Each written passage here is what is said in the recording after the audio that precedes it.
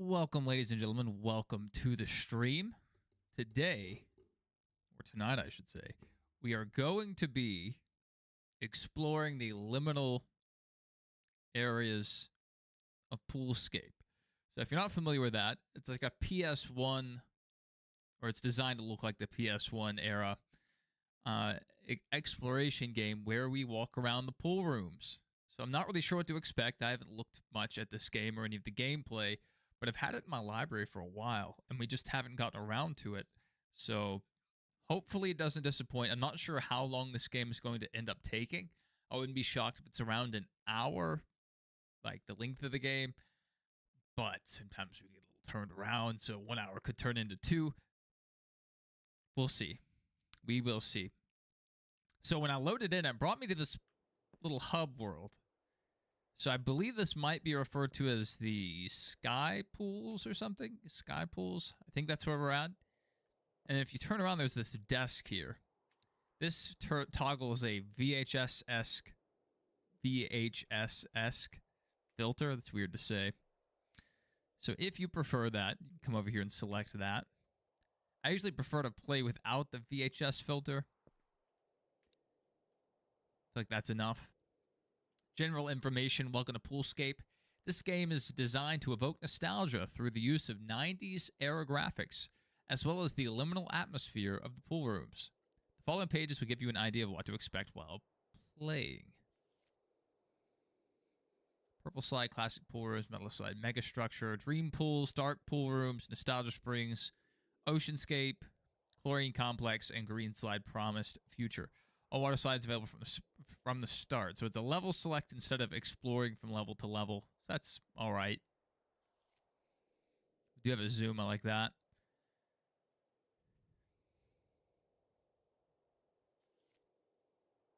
Headphones are recommended for the best experience. Thankfully, we have those on. I will turn up the sound, just to hopefully provide a little more ambiance. Some credits.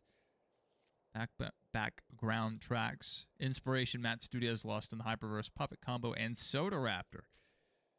That should do it. I don't know where this QR code takes us. I haven't looked at that. Maybe we will later. Let's go ahead and start from right behind us. It's very nice. Oh, where are we? Looks like we're in some wood paneled halls. Some green carpets. Very nice. I can smell the dust. The asbestos in this room. Oh, gross.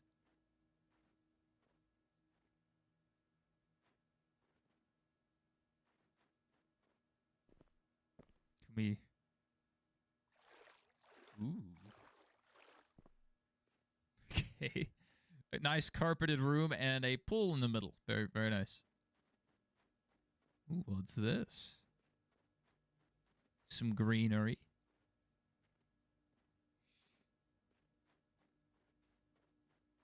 There's not much going on over there.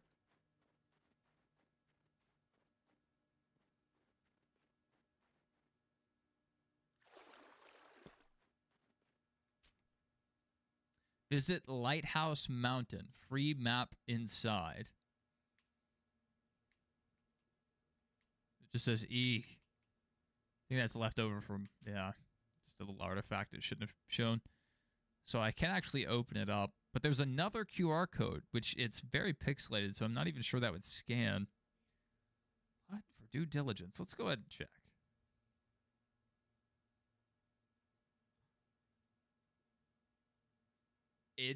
It takes you to a page to this one of the studio's other games called Gore. It's a Lovecraft-inspired horror experience set deep in the Rocky Mountains. Interesting. I like the synergy. 90s magazine cover. Title of that artifact, if you can call it that. Lower my chair a little bit.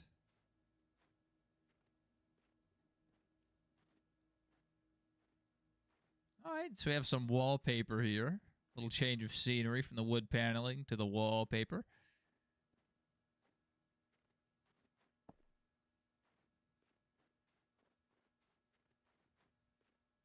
So that's an exit. Where does this... Ooh, empty pool. Where does this go?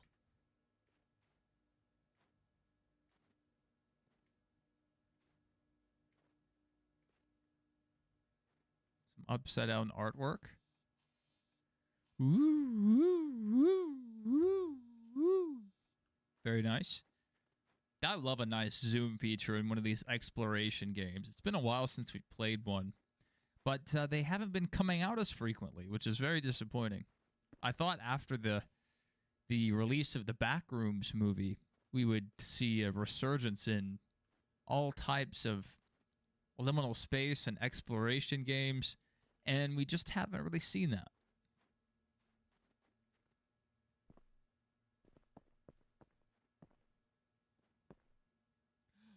Another sheet of paper. I had to do it. He knew my secret. Hey, had to do it. So the first time we open it, it leaves that E shining through the artifact. That's what I'm going to call it. But the second time you open it, it fixes it immediately. So, all right, we're back in the wood-paneled rooms. Oh, that is a deep empty pool. Let's see. Oh, ah! Let's go ahead and make a death sound.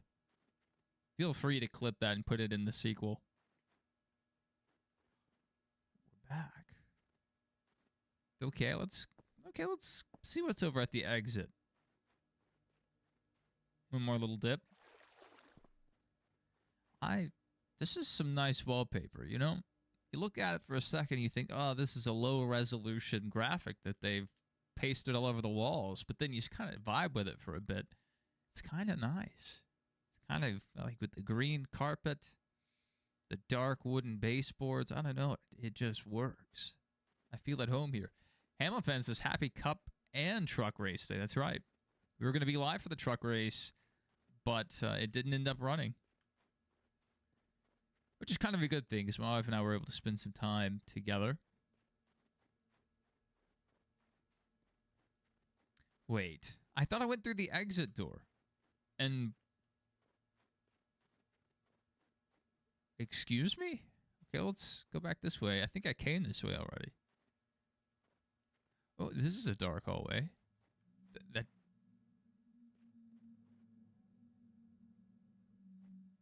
kind of spooky.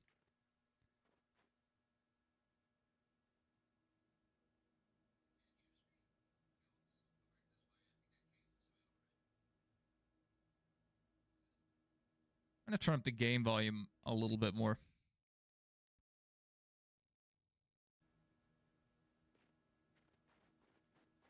It's not much. There's just a little footstep audio. All right, we're going to have to figure out a way out of here. I'm just going to follow the left wall for a while. Oh! I thought that was just an artifact. Like not an artifact, but a texture or something. When we were in that other room, but there's something stalking us. It went this way. So I'm going to look over here. Okay, nothing here. I'm thinking those pages might be an achievement. I think there are 16 achievements for this game. I did watch a bit of the replay of last year, and I can somewhat remember that race because I believe we live streamed it. So it was fun watching a bit of that.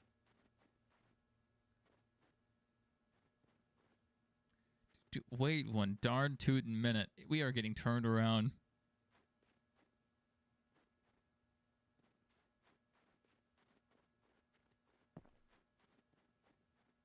So there was nothing in the chair. Let's go this way. The water is lava. We made it.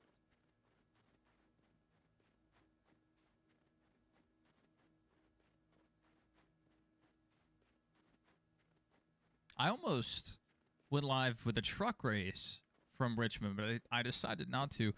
I almost also did Flat Out 2. It's a racing game where you wreck a lot of people. And we're still going to play that at some point. But it's just been a while since we've done one of these exploration titles, so I really wanted to get back into it. But I have to stick with my racing roots. We have to do some racing games here and there. I wish we could get into that area. Ooh, we can crouch.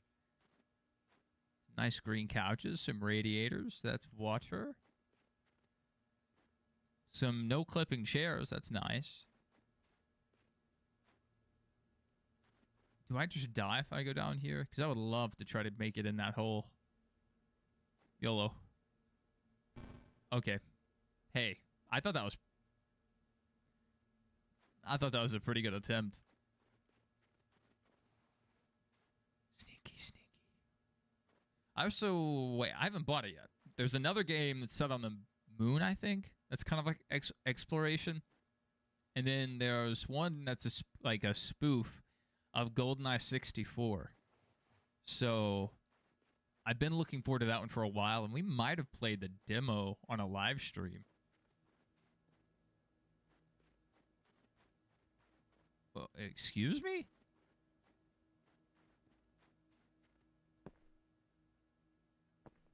There's more stuff over here, so maybe there was another way out. I'm just going to check over here real quick.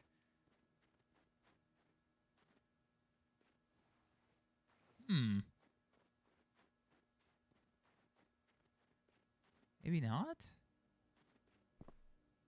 Here we go. Oh, this is certainly different. This is certainly different. Look at it. It's an eyeball flower thing.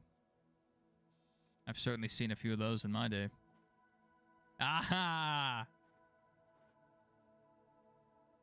So if I jump down, I'd probably just die. Probably? But I feel like I can't go down any of these halls like I couldn't go down the other one, yeah. I don't have a flashlight to turn on either. My nose is itching.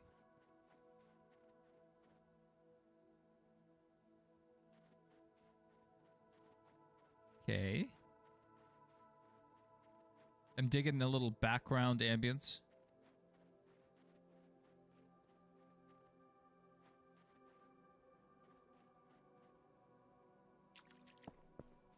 Thank you, Rusty. I feel like it fit the theme, you know, the blue and the pink. I got the shirt on, and we're exploring the pool rooms. If this was a Backrooms themed game, I would have thrown on the Backroom suit that I had in that one stream car interview. But this is pool room, so I gotta up the pool vibes. That's some good sounding water. I would drink some of that water.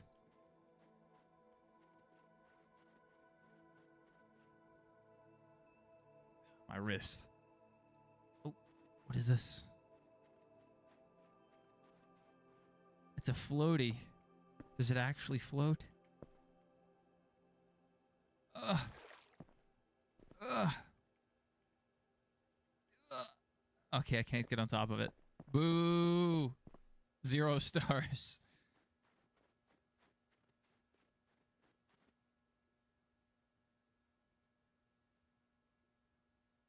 I saw it. I think it was you that posted something like this. It's interesting. Cookouts, they've sponsored a few races. If the one they're, I would think, most known for would be the spring race, or not spring race, the fall race at Darlington. It used to be the Cookout race. There's a camera here. I can't interact with it, sadly. That's probably a painting of Mary and baby Jesus, if I had to guess. You ever go to the National, like, Art Gallery, whatever they call it? The majority of the paintings are of Mary and baby Jesus. So you just get to see, like, how those paintings evolved over a few hundred years.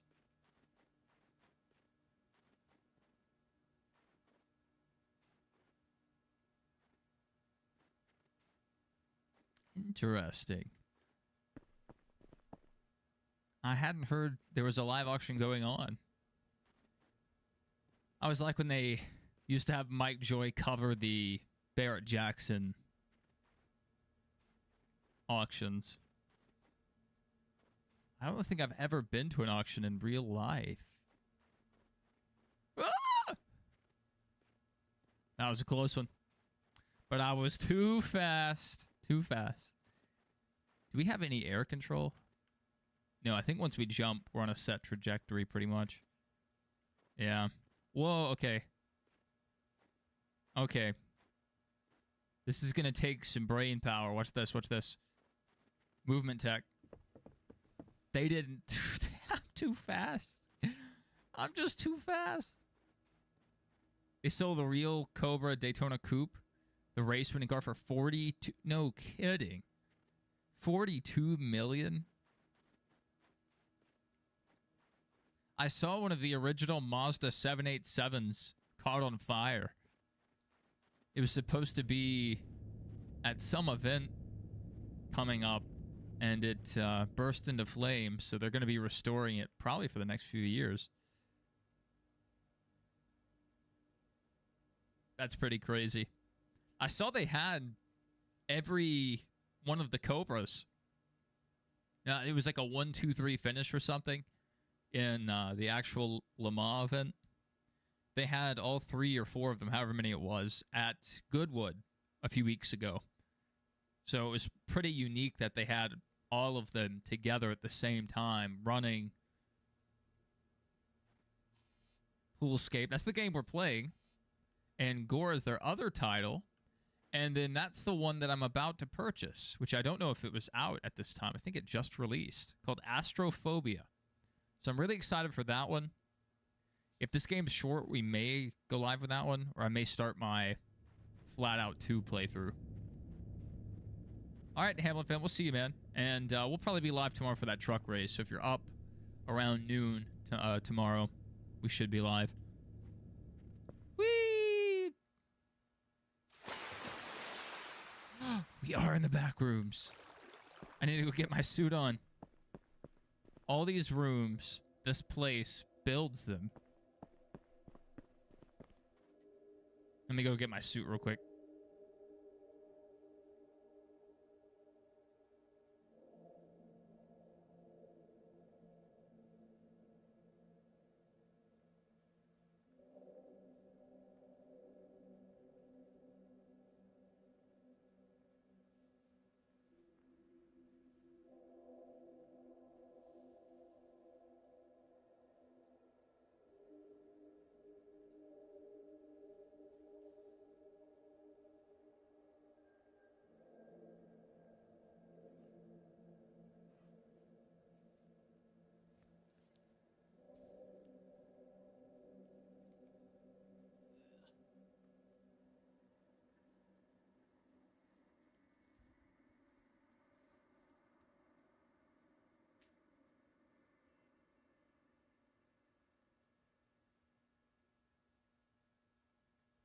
Just drop my mouse. Perfect. Perfect. Now we're ready to explore the back rooms.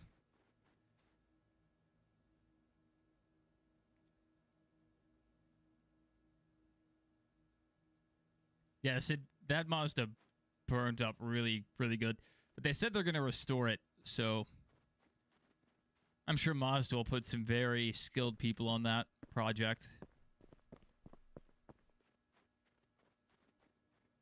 It looks like I'm just wearing a giant rain jacket.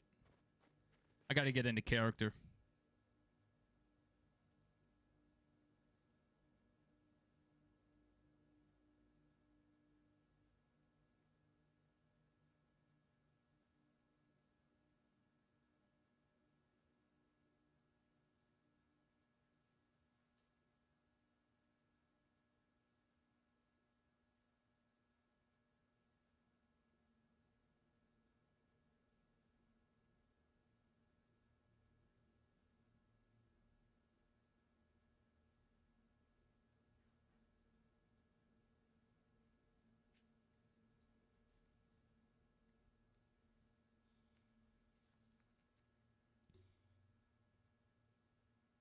There we go.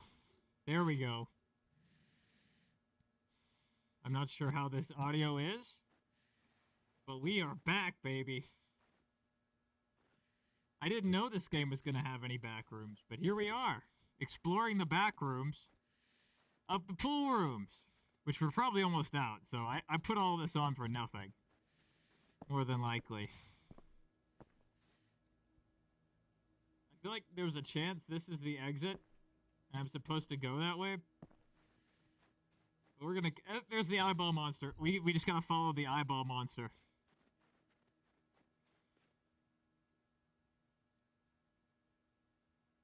Oh, you joined in it, and I wasn't there. That's a shame. But here we are. Kind of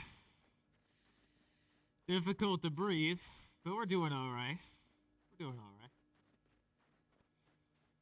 Woo! Look at this. A computer. We can play this game on that computer. What's that?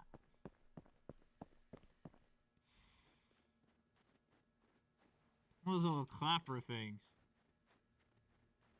Dude, what Clable did was amazing. I don't know, like, Clable himself might think I was overreacting to how historic that was. Maybe he doesn't. I don't know if he even knows how unique of a challenge that was. But my goodness, he blew my mind. That was amazing. 30 hours, not just of racing. It's one thing to do that on maybe a road course or something, where you have straightaways to kind of rest. Bristol is one turn every, like, 5 seconds. It's actually crazy what he did. I was out camping with my best friend Parker in the Rockies, far away from any civilization. While he was asleep, I hiked up to a lookout tower by myself and stumbled upon a military facility full of horrific, grotesque monsters with some sort of huge, humming black rock. It looked otherworldly, but it hardly matters what I saw. Everyone in that facility was long dead. When I was searching for an exit, I ended up here. I don't know where here even is. It just seems like it goes on forever. At this point, I don't know if I'll even make it out. As for those creatures, I hope Parker never had to encounter them. But if he hiked to meet me at the lookout tower, I'm positive he did. I should have stayed in my tent. This is very uncomfortable. So I'm hoping we're about to get out of the back rooms. Nice table. Some fungi with some lighting. Woo, no clip couch. Ah! I wanted to ramp off of it. I wanted to do like an ollie or something. Ooh, kickflip. 360. Oh, we're there. We found the exit.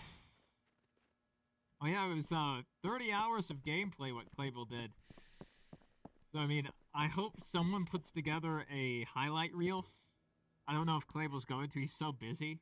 I don't know if anyone realizes all the work Clable does throughout the week. He's live almost every day, and the days he's not, he's either working on his content or other people's content. He is constantly working.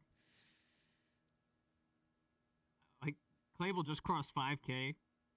I wouldn't doubt he's the next Michael, like the next Moobs, in terms of subscriber count and growth, because his personality is just... I mean, he's humorous, he's creative, he has the skill set. He could do anything he sets his mind to.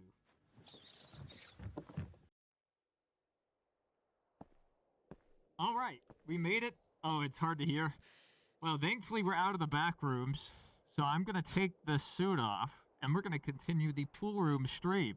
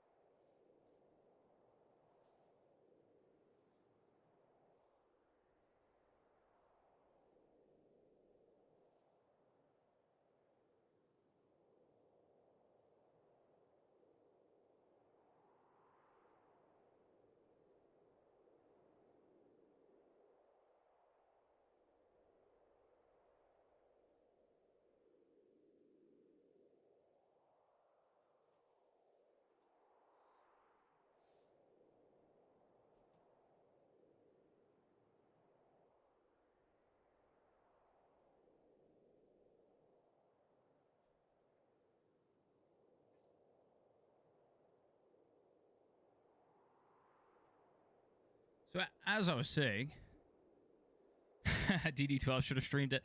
As I was saying, I was so impressed by what Claybull did when he suggested the challenge on Twitter. I said, this is horrific and beautiful, or something along those lines, because my goodness, like that 24-hour stream's insane, but to be racing the whole time is nuts. And not have like a 24-hour goal is just 5,000 laps. But just so proud that he completed it. And I don't know if the challenge will ever be replicated. I mean, I don't think that's something I could do, because he had it on 100% difficulty. And NASCAR 15 is a really hard game, in my opinion. He had some difficulties with the AI, but other than that, he was turning some great laps. Even 30 hours into the stream, he was still turning really fast laps.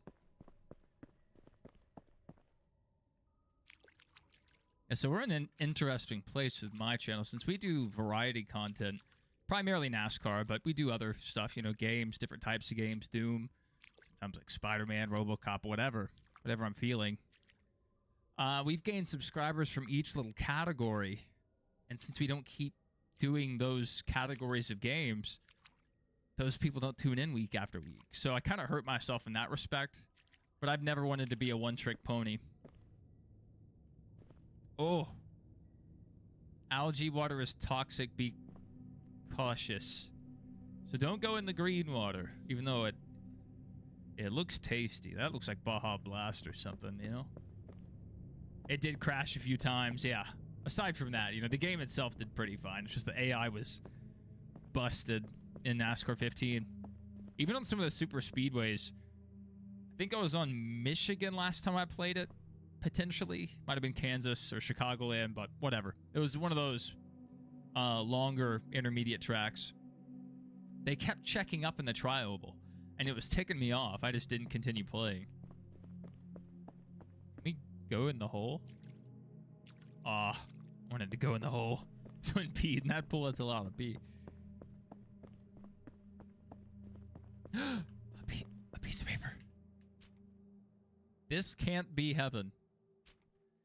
Nobody gets too much heaven no more. It's as high as a mountain and harder to climb. Nobody gets too much love anymore. All right. Well, we can go this way, or we can go that way. I'm going to go that way because it is up. Like that movie, that Pixar movie with the balloons. Where the movie peaks 10 minutes in, and then it's all downhill from there.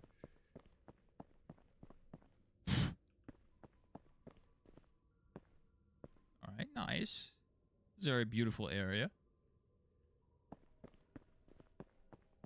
A very... Were they hydrated if it was that color? I think they have damaged kidneys.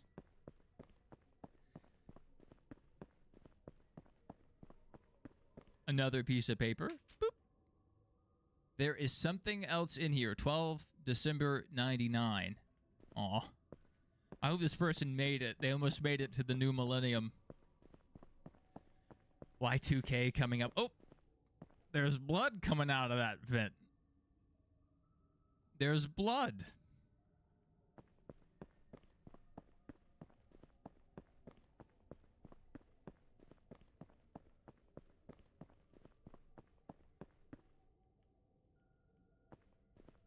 What's this? A window. I gather we're going to be in there in a second. Sometimes backrooms games, even like just random types of games, they'll show you your future path like through a little thing like that. There's a missing gate here that would take me back down to where we were earlier. That's an interesting detail. I really like that. To let you double back immediately. So this could just be a time waster where we are.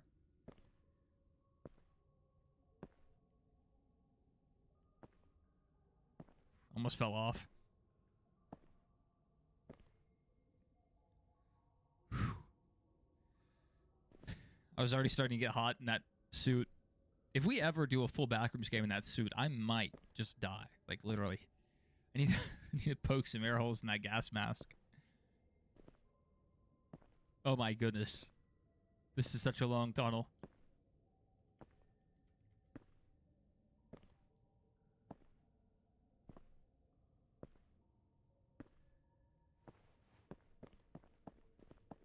Well, this is nice. The lights on in this window.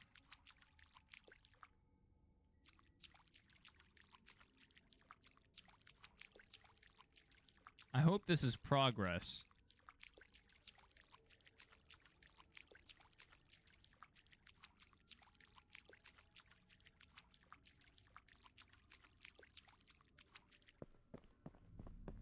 Oh, there's a UFO! There's a UFO! I wonder if that's from the Astrophobia game. That's pretty cool. And what about this water? This looks like special water. This is dark water. This is special water. We don't splash. Special water.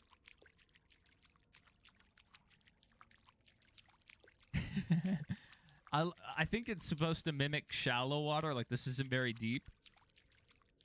And so it makes very dainty sounds.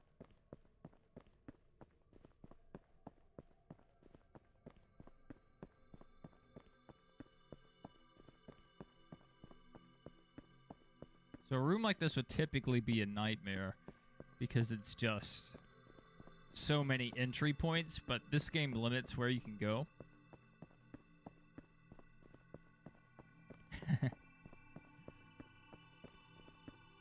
He has very small duck-like feet. That's why I was making those sounds. We can't see our legs, which is accurate of games of this time period. Even some modern games, you can't see your legs.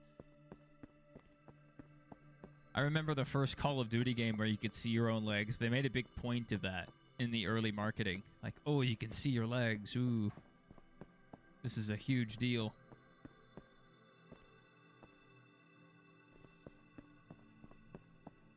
Oh. This water is not a great color. How old is this game? It actually just came out, like, I think a few months ago. I bought it back, like, literally day one when it came out, and I just have not played it since now.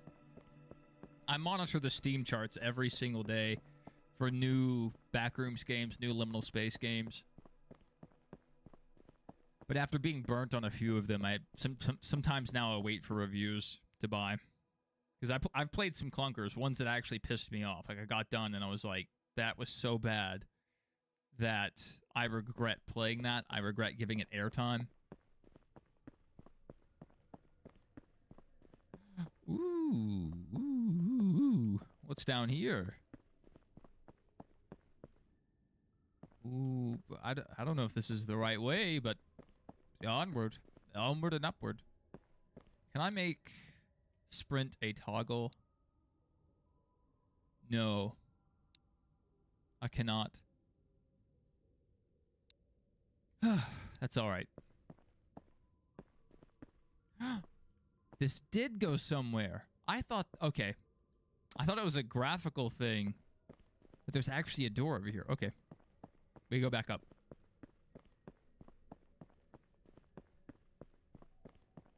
Very nice. Good to see you, Sprinter Black. Do you know what the issue was why your laptop didn't have Wi-Fi? Was it just a driver update? Ooh, big room. And I don't think there's any question where we're supposed to go. Let's go that way.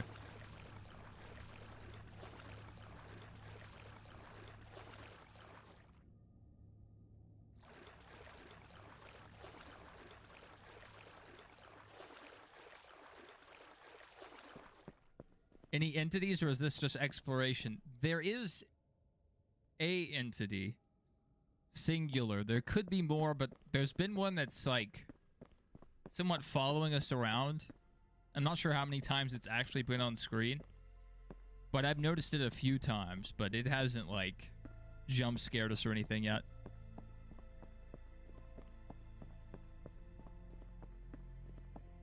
That's weird.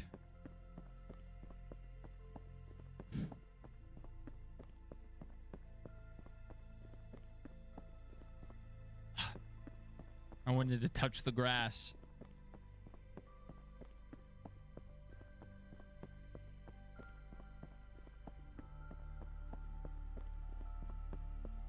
I like the idea of sunbathing underneath the absence of light. Like there's nothing there.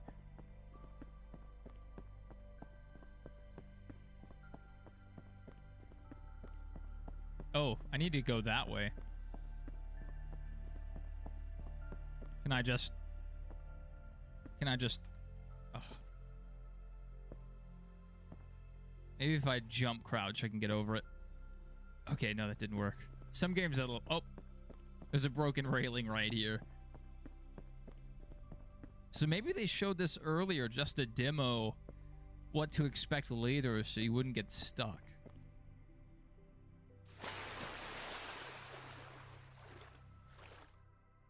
The red hallway. That's interesting. We're gonna go this way. This says exit. Rusty went and got a snack. Very nice. My wife made salmon earlier. Had that. It was good. But a few hours passed waiting on that truck race to restart, which it never... Well, I guess it never started. Can I just... Oh, okay.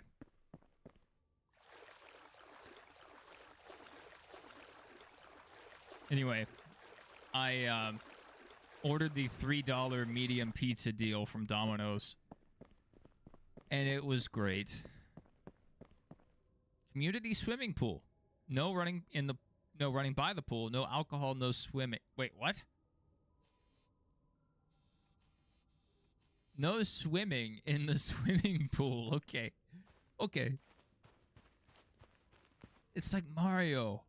Dude, they might get sued by Nintendo. You can't have green pipes in your game. Come on, what are we doing? 900,000 feet deep. No diving. Let's just look behind this building really quick. Okay, nothing. Well, you know what they say. YOLO. Wait a minute. 9,000 feet deep where? I must have some long legs. Got those extendo legs.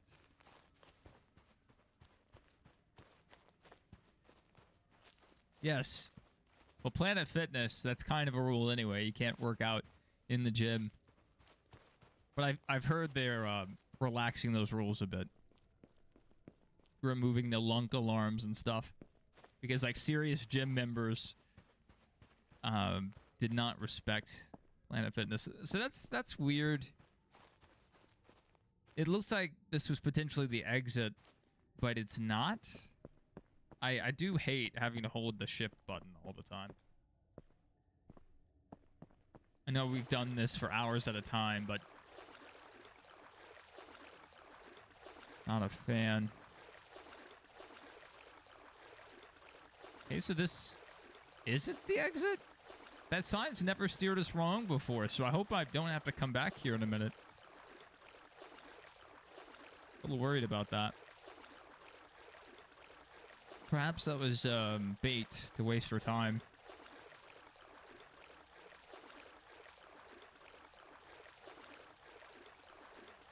Oh, we can't even go in there. No. So that's got to be the exit. We just missed it. Now we can't go this way either. There's been a shark sighting in these waters. Okay. So we were doing something wrong. Oh, what's going on with Planet Fitness? For years, they were like the anti-gym. Like, that was their marketing, is like, this is a gym for normal people that aren't muscle heads, so you're not going to get looked down upon. And to enforce that, they had what they called the lunk alarm. And so if someone like saw you hulking out on the weights, or like you slammed your weights too hard, they would trigger the lunk alarm and they would like shame you into not hulking out, I guess.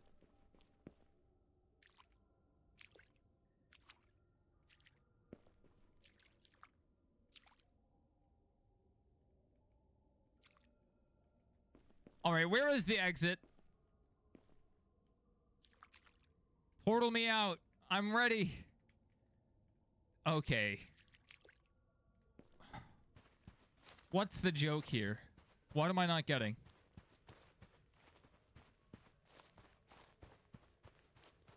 Oh my goodness. Oh my goodness. Oh my goodness. Yeah, so serious like gym members still have a bad rep. Like in those communities, Planet Fitness still has a bad reputation, and some people just don't like that they have a general lack of free weights, so you can't do the really hardcore lifts. They replace that with just machines, and machine work again has a bad reputation with the hardcore gym community. So I don't know. Planet Fitness is never going to shake that reputation, but at least they've cut back on the lunk alarms. I don't dislike Planet Fitness personally. I had a membership there years ago. Me and my buddy would go after we would both get off work.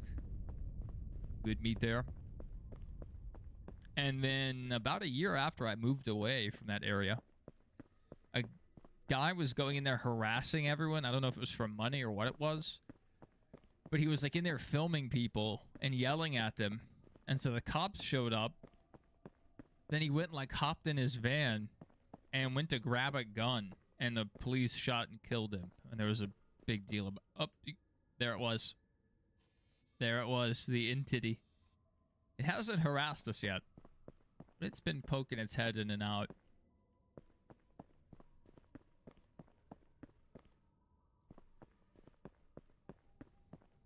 So that was something. It's generally not a good idea to grab a gun around police officers.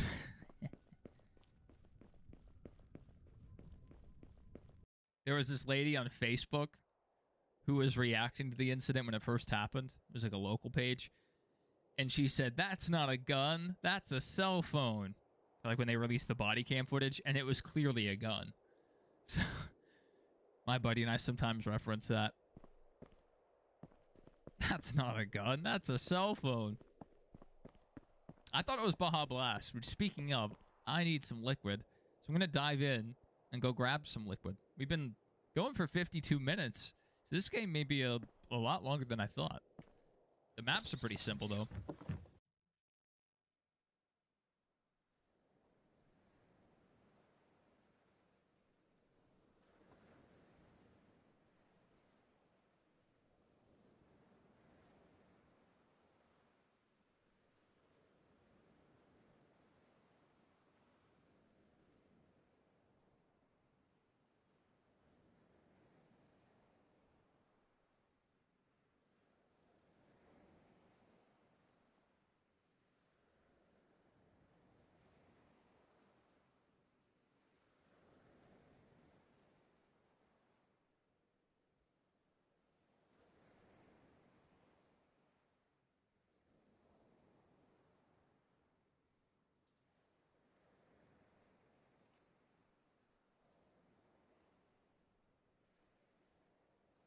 All right, we had a glass of water, and I'm opening up a Diet Coke.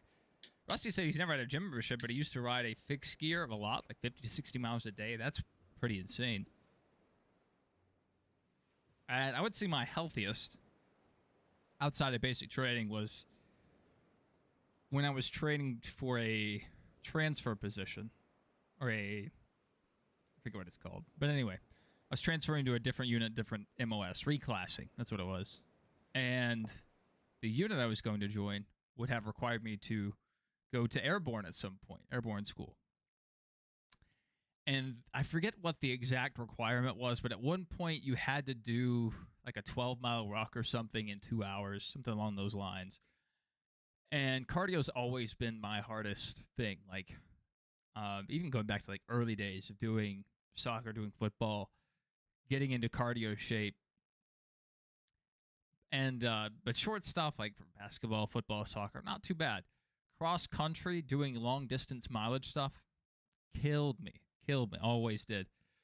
So to get into shape for that ruck, I was very nervous for that because in the Army, if you fail something, especially doing like a reclass school or whatever, if you fail it, then you just get assigned to wherever they want you. And that's worst case because you'll become like a cook or a truck driver, which there's no problem in that. But I really wanted that position specifically. So I would run every other day. And I was running, 8 to 9 miles a day after work. And it wasn't like a constant, like massive sprint, but I would do some intervals. I would sprint, maybe walk, sprint walk, or just do long sets of like jogging, running, whatever you want to call it. And then I would bike after that, the exact same route. So if I did 5 miles running, I would do at least 5 on the bike, same route. And then on the off day, I would do more biking. So I was cardio every single day of some form, sometimes swimming as well. And that was probably the best shape I was ever in.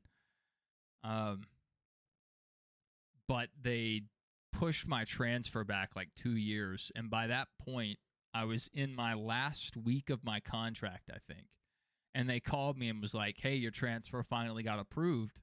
And by that point, I'd already made plans, and I'd gotten a job in a different state. So I wasn't going to drive 8 hours every month to go to drill with that unit. So I was like, no, I'm good.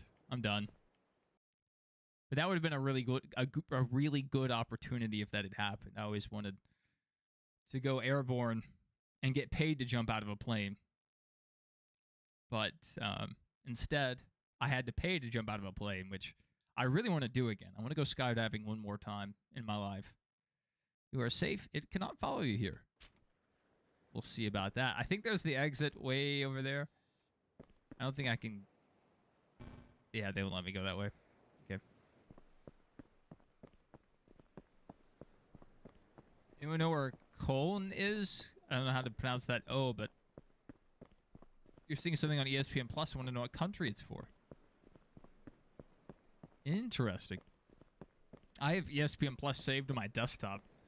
It's like I just hit the button and it pulls open the ESPN website. And then I can just watch SportsCenter if I'm ever like doing work or whatever. I have SportsCenter on in the background. It's great background noise. I can look over and see this like scores of the day or like who's playing later. What the big stories are. One international sport I do keep up with when they're in season is the IBSF, the International Bobsled and Skeleton Federation. I believe that's the acronym. All right, I think we're going in that thing either way, so... Oh! I see a problem. That bridge doesn't go anywhere. Some ESPN shows are so annoying. ESPN sucks compared to... What year is it? 26? Compared to 15 years ago, ESPN sucks. But I mean, back in the day, it was pretty much just SportsCenter. Then you might have like First Take. Or back in the day, a long time ago, it was called Cold Pizza. I don't know if anyone remembers the Cold Pizza era. But yeah, First Take, you might get that. But it was mostly SportsCenter rerun, new SportsCenter, SportsCenter rerun, new SportsCenter. And then you would have like NFL Live, College Football Live. While they had the NASCAR contract, you would have, I think they had a show maybe called NASCAR Live, but yeah. The model of the solar system is not accurate to true scale. Pluto is a planet. Justice for Pluto. I agree. The planetarium. Where is Pluto? Is that it? That's got to be Pluto, right? But that's the Earth way out there.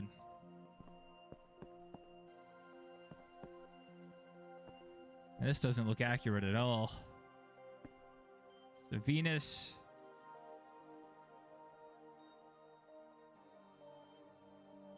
That's probably Mercury. That may be Venus.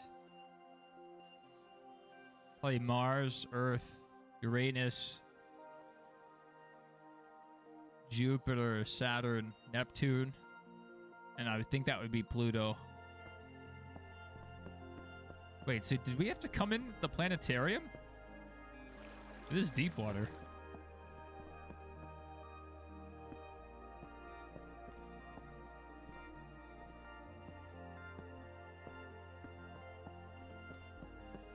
Oh, I don't think we had to go in there. I do think touching on the pieces of paper is probably an achievement. I don't think we've had any achievements pop. None that I've seen. Maybe we have. I just didn't notice, or I might have the Steam overlay turned off. Oh. Oh, this could be a problem. That was close.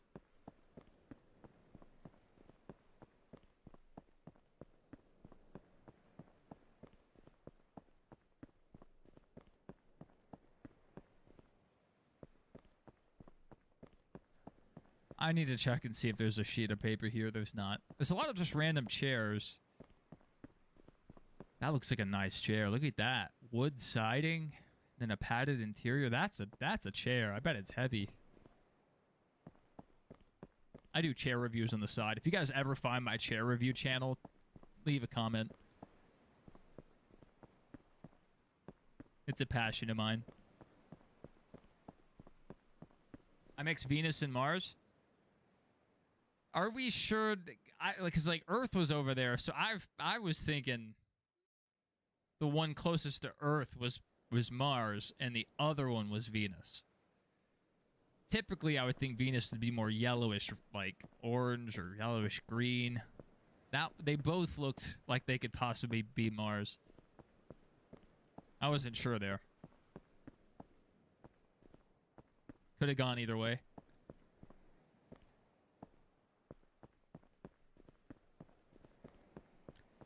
Yeah, so like this one isn't just VHS filter. This one, like, the game is specifically designed to look like a PS1 game. And there's actually like a whole genre of PlayStation looking games or Nintendo 64 looking games.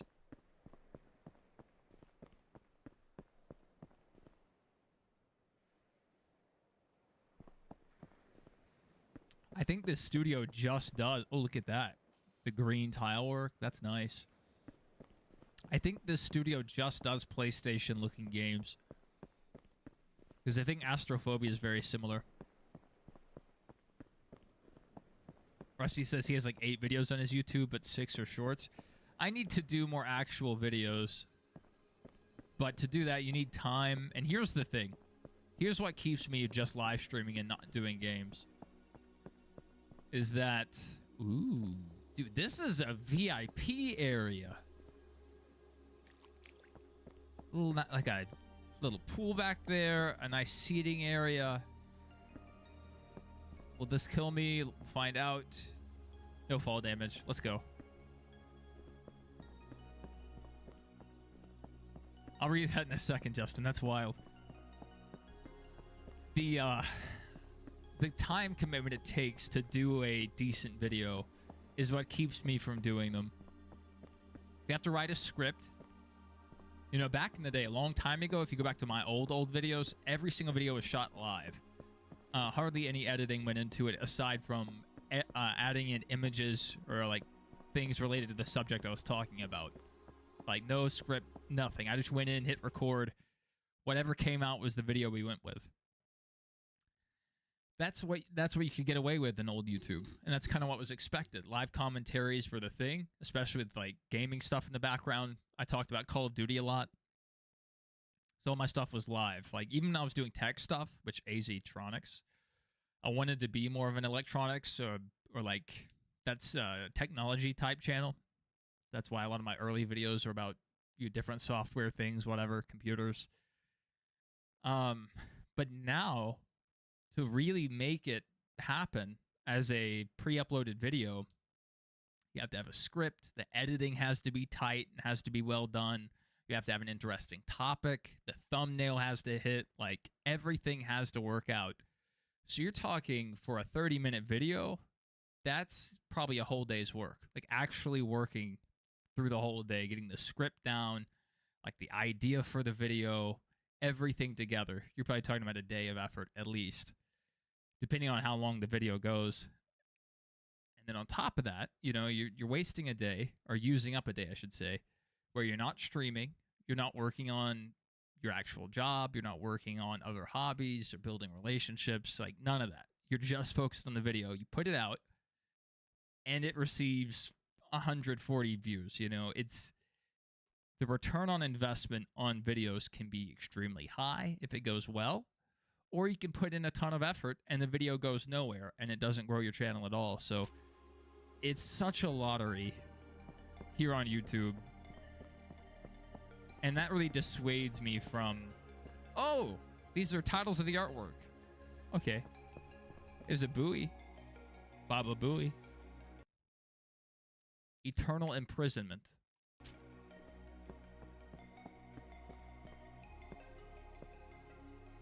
Okay.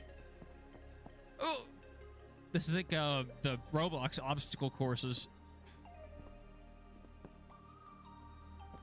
We barely made that one. Yeah, it just really dissuades me from putting in a ton of effort on the recorded stuff instead of just going live, which is why I love live streaming. You just make the content, especially live stream on YouTube. You make the content, and then if people want to go back and watch it, they can. Best case scenario, the best thing I could do is get hooked up with a good editor. If I could find a good editor that worked for a decent rate, I would be willing to have someone go back and edit these streams together into some kind of an entertaining format, 15, 20 minutes, whatever. But I just don't really know any at this point. I'm not going to go on Fiverr and get some random person to put together stuff, you know. You want to have a relationship with your editor. That way you both have a decent expectation of what you're looking to do. And back in the day when I edited on Mac, I didn't mind it as much. Now that I've moved back to PC, I haven't found an editing software I really like. I haven't tried Adobe yet. I know it's kind of the end-all be-all of editing, but Adobe's expensive too, so I really don't want to funnel money into what is ultimately a hobby, because I don't make any money from YouTube, so I don't want to just throw money away. Interesting shape there. I should probably go click on this. I'll head over here.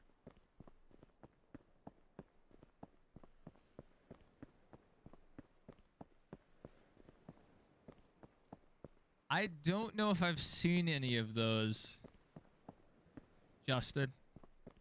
So what he said a second ago is he had to, I used to use CapCut for like short form stuff.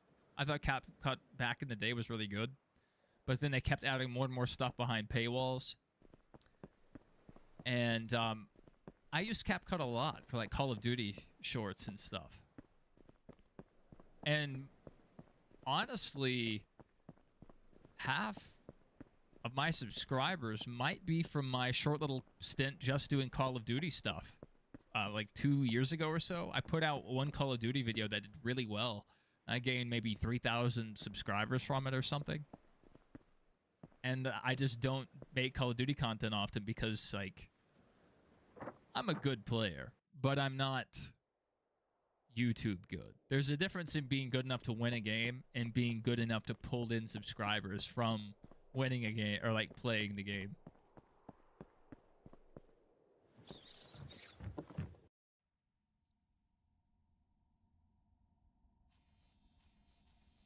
Oh yeah, I was lucky with the growth of this channel.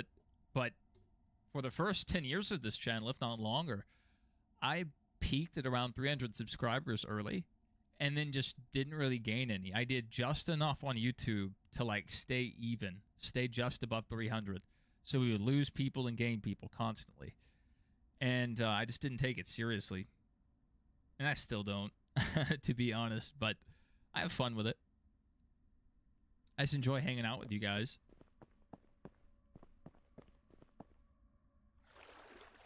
And if I'm going to play a game, I might as well stream. Or if I'm going to watch a NASCAR race, I might as well stream. But the downside of gaining subscribers from like that Call of Duty video is now I have a channel that, which this year we've had decent growth. Obviously our views have been down from last year a lot. Our channel engagement's way down from last year. Really after the end of the last NASCAR season, the channel took a hit and just never recovered that well. But regardless, we started this season, I think, the NASCAR season, around 10,900. And now we're sitting north of 12K, which makes me happy. But the majority of my early growth, majority of my subscribers aren't from the NASCAR stuff. And so, like, it looks really impressive. Oh, 12,000 subs. That's great. It's a big number.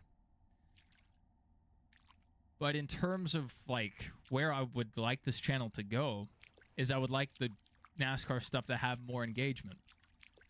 And so at the level of engagement we have on our NASCAR gaming stuff, it's just, oh, the entity's back. It makes us look a little bad to have that big subscriber number, and then we do a YouTube stream for NASCAR 25, and it gets 200 views, which is great. You know, for years, I went live to a total of 3 people. And that was for the whole stream, 3 people.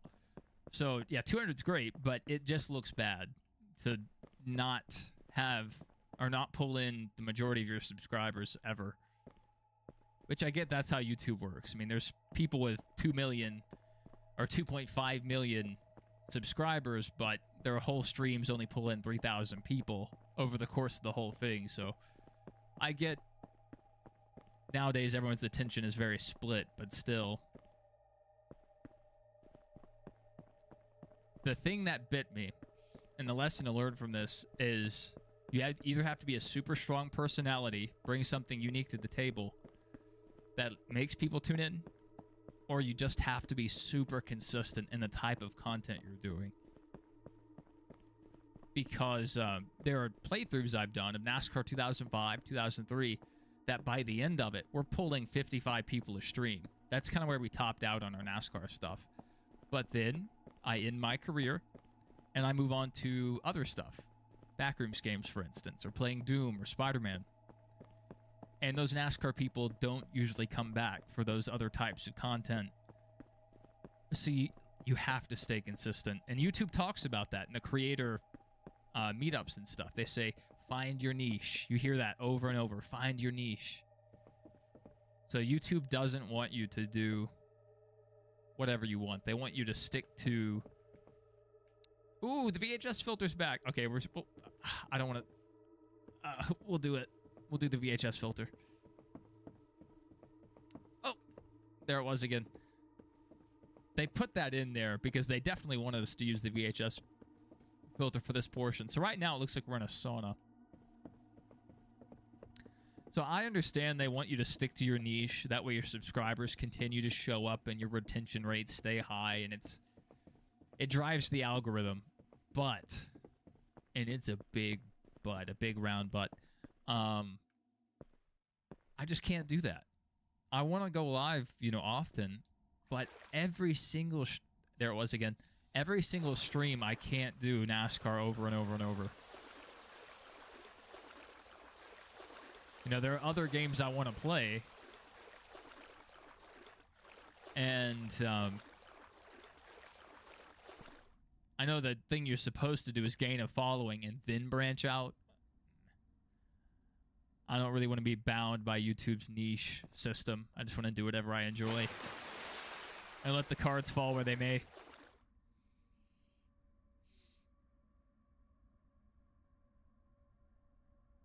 Oh, yeah, I hit 12K. I hit 12K maybe a month or so ago. Maybe a little less. Or I don't know how to speak.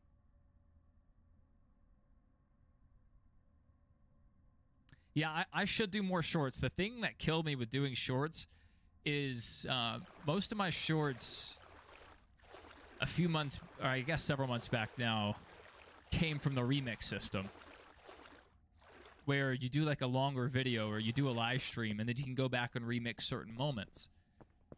Well, they expanded that feature to where you could do layouts, and I loved it because I could do I could do like a zoomed in version that would fit the short format, you know, the 9:16. And then at the top, I could do an overlay that had my face cam, showed my reactions or whatever was happening in the moment. But YouTube broke that. And so anytime I try to do a remixed video now with that layout, with my camera overlaid over the clip, it squishes the video. So I can't do it. It's broken for me, and it's been broken for months. They refused to fix it. And there's no actual fix online. I've searched for one. It just does not exist. People say, oh, you can reinstall the app. And then people report back, oh, I open the app again, and it's back to being broken. So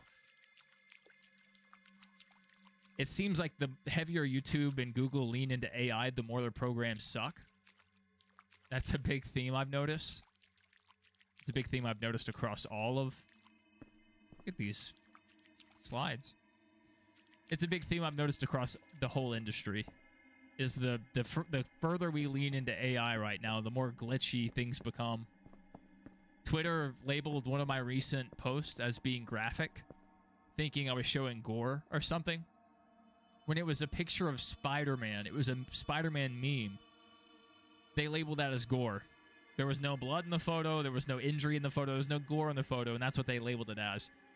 And it's like, you can appeal this decision here by following this link. Click on the link. Link's broken. I wonder why. How to escape. 1, 2, 3, 4, 5, 6. So something with 6. Does that mean from here or from there?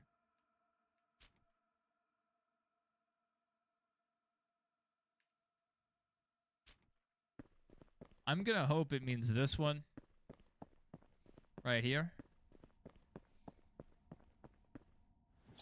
Bang. Bow. Bow. That was the warning shot. I read a letter. I figured it out immediately. Built different. Oh yeah. Yeah, YouTube Shorts, like, I understand partially how it works now.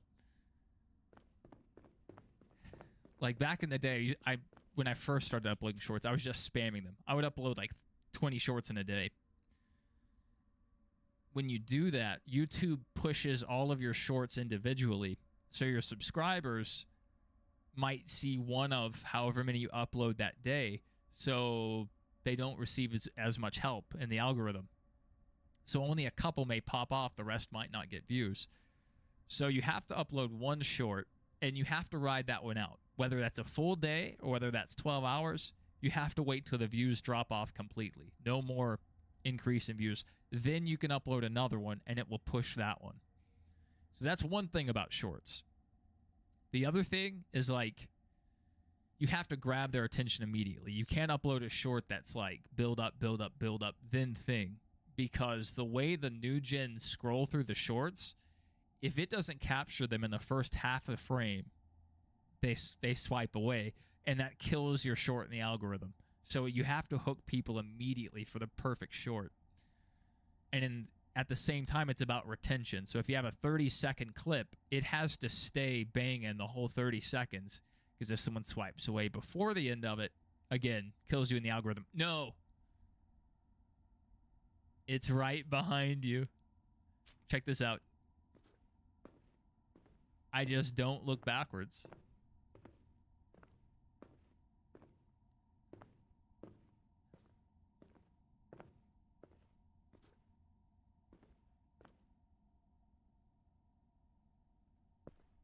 I just don't look backwards. I'm not going to look that way. All right, quick look. Okay, okay, let's try to do it again. I may have messed up there. Jump scare. I don't see anything.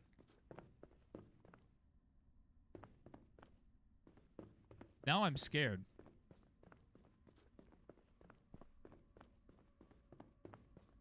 Just screen record them.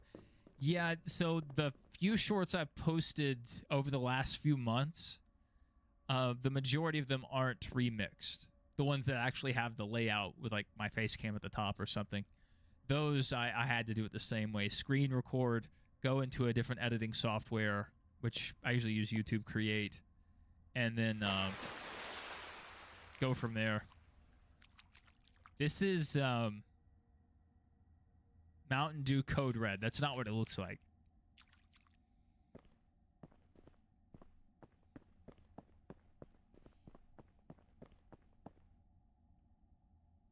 Oh, yeah. Oh, no. You are 1,000% correct about that. So that is one thing that I do understand about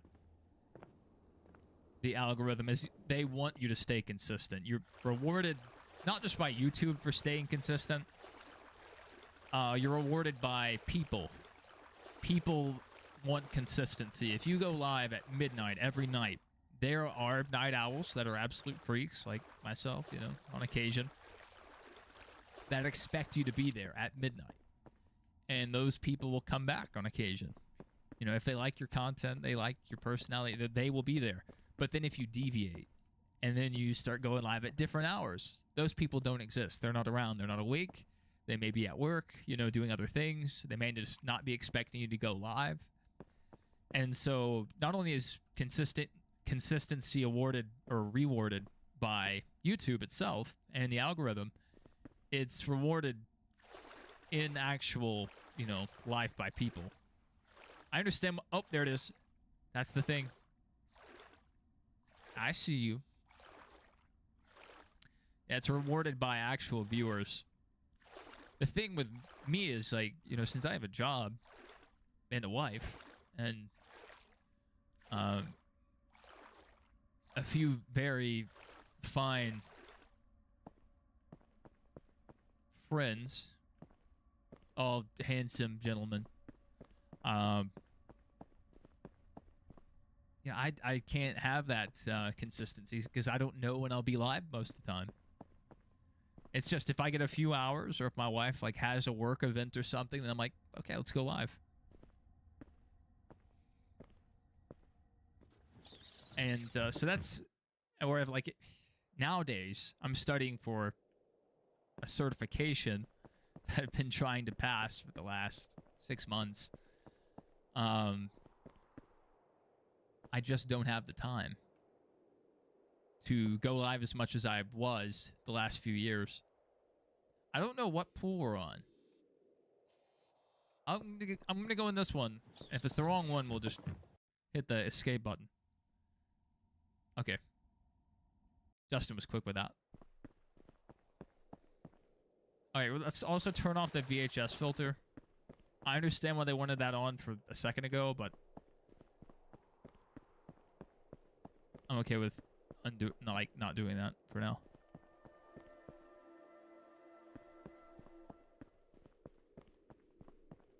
Water slide is temporarily out of order.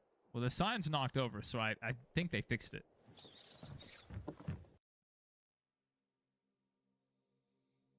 Oh, seemed like it worked to me. Why does it go down? Did the slide go up? There's a note. I have to go read the note.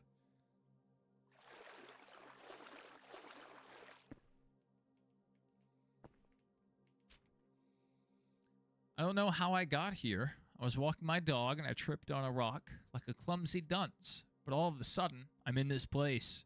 I bumped my head pretty hard, so I figured I was dead at first, but maybe that's not the case. I'm really not sure. This is from Sarah. Also, I'm pretty sure I saw something behind me earlier. It looked like some sort of plant. It sounds crazy. Maybe I bumped my head too hard. S. February 8th, 2017. So we had a letter from 1999. Now we have one from 2017. We could go that way. We can also go straight on up in there. We're going to go this way. I usually choose the right path. I'm going to choose the left path. These maps seem to do a decent job of redirecting you back to the path you need to be on anyway. Turner Black says he's a night owl, but not usually on the weekends except for right now. The night's usually when I do stay, or the weekends is usually when I stay up. But I stay up most nights for at least a couple hours. Chill out. Watch some IRL streams.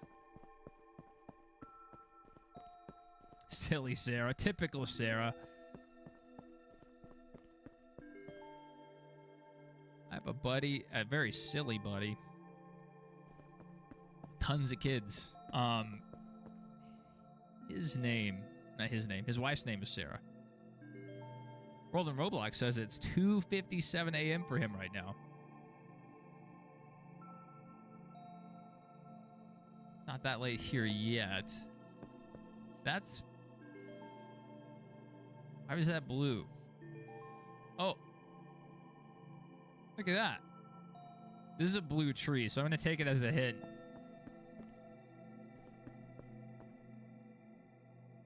Let's go this way.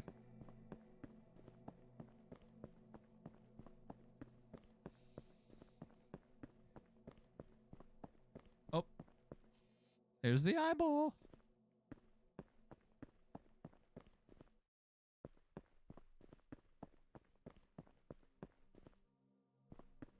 My genius knows no bounds. 360. That was more than a 360, but if this was Call of Duty, I'd definitely just hit that no scope.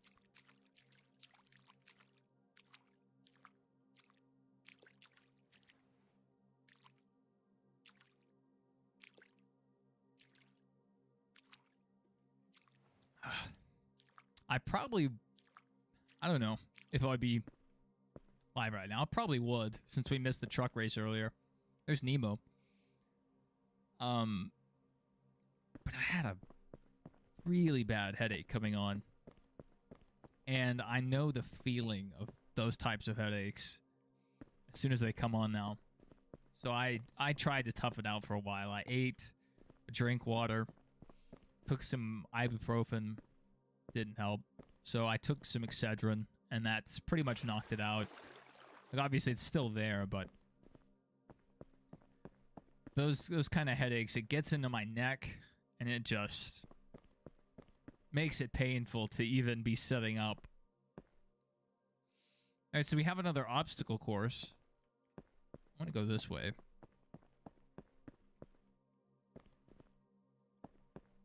So this is nerve-wracking. You have no air control here, so you have to plan your jump really well. And you can't take that very quickly. I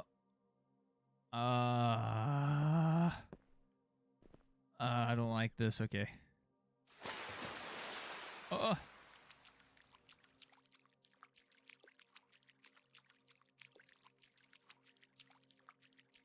Yeah. Becoming wise, or just I've been plagued so long by headaches that I know the methods now to treat them. Yeah, I mean, light can definitely be the cause, especially if it's like due to eye strain. Thankfully, I don't have that much of an issue with eye strain, though. Thank goodness, because all I do at work is stare at screens. I'm starting to forget things. I remember I'm 19 years old, but I don't remember my name. I remember my signature, but I don't remember what comes after the S. I also know the date, yet I don't know how long I've actually been here. I saw my reflection on some of the chrome, and I looked to be in my late 40s or early 50s. How is that possible? I don't remember the last note I wrote out. I don't even remember what the real world looks like anymore. With that being said, I think I like it here. I'm going to stay for a while. March 20th, 2017. So Sarah's been here for, I think, over a month, right? I think the last note was February 8th, perhaps? This is the mall, I think. So we're in the mall pool rooms. All right, we'll see you, Sprinter. We'll be live tomorrow for the truck race, so if you're awake by tomorrow noon, we should be live. I may even go live at Top Golf. I haven't done that in a while publicly. I have streamed Top Golf several times, but I do it unlisted so I can go back and review my swing, which somehow keeps getting worse. Like, my form might be a little better, but I'm losing power.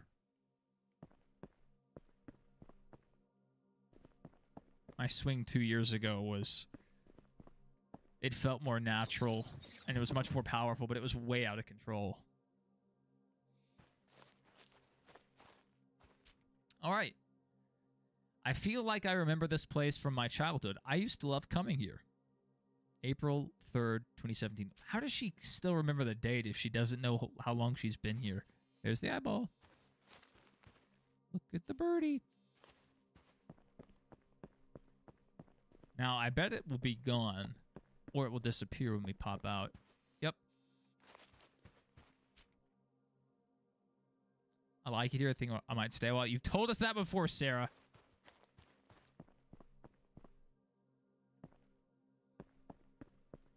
Sarah is an unreliable narrator.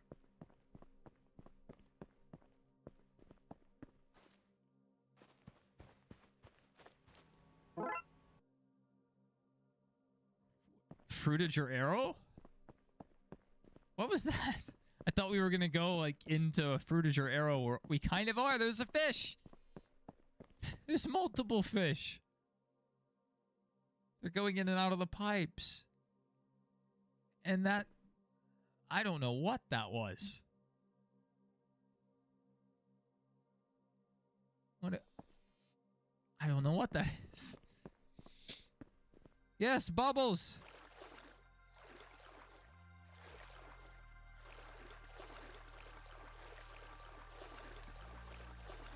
That would be awful. You're on prescription medication, but you suddenly stop it because you've no-clipped into the back rooms with no meds. Just makes it way worse.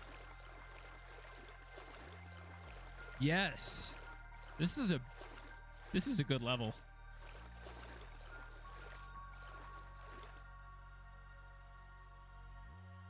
I want to see that round globe thing again.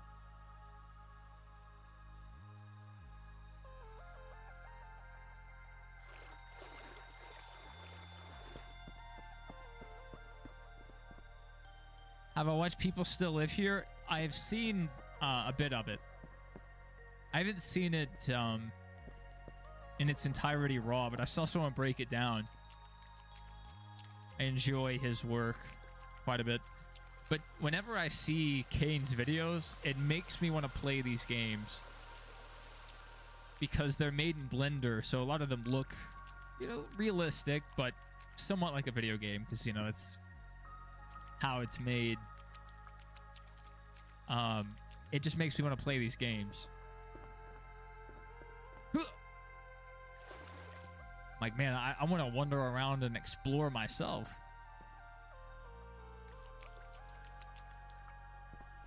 But Kane, what a guy. To figure out how to use Blender and to do it as well as he did. And to make a multi-million-dollar movie. I mean, that's so impressive. YOLO. I don't think we were supposed to do that. Okay. I had to try. What's out the window? Looks like a cityscape. There's the windmill from earlier, which looks oddly like an eyeball.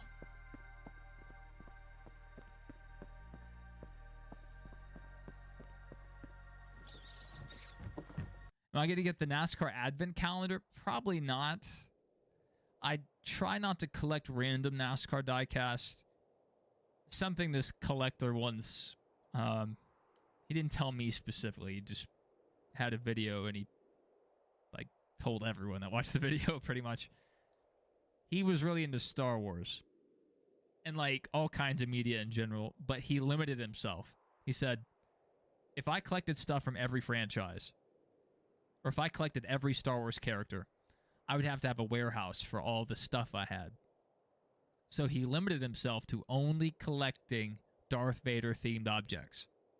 And he has a ton. He has like a whole room of Darth Vader stuff.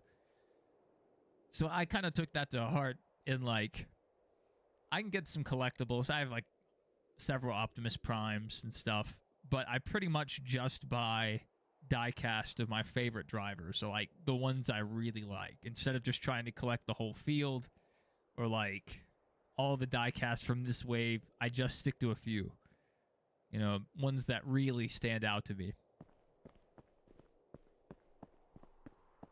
And that's been a pretty good way of doing it. That way I just don't accumulate so much stuff. Some point you gotta let go of the stuff, or it just weighs you down. I think it nests here. Be careful. Oh dear. I like the idea of advent calendars, and I really like the stuff they include in them.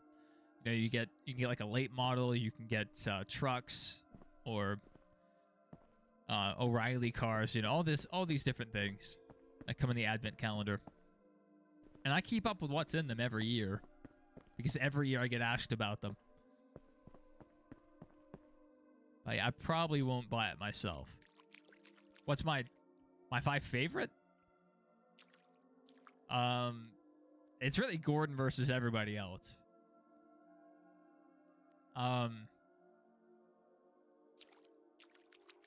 That's pretty much it. Like Jeff Gordon #1, everyone else behind them. Which is why I haven't picked really a new favorite driver since Gordon left. I just kind of root for all of them.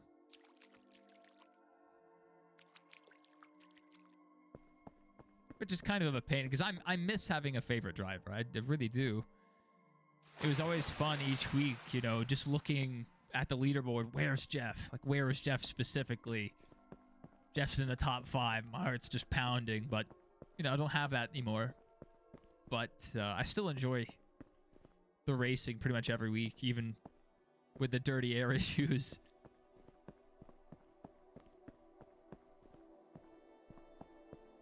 But, like, there's ones I like. You know, Mark Martin's awesome. He's like several of my tweets on Twitter, which is cool. He's just super active on Twitter. It's not because I'm special or anything. Mark's just always on Twitter. My most embarrassing moment is I made a typo and misspelled Valvoline. And he liked that tweet.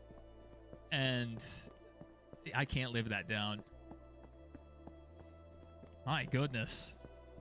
What a collection of KISS stuff.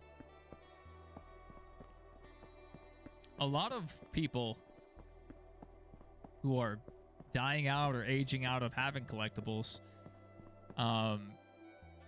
were collecting during the NASCAR boom. So there are a lot of estate sales nowadays that just have thousands of NASCAR diecast and NASCAR unique collectibles that you can no longer find anywhere. So keep an eye out for estate sales, flea markets, antique stores. You can find some great NASCAR things. There was an estate sale in my area recently that had tens of thousands of diecast.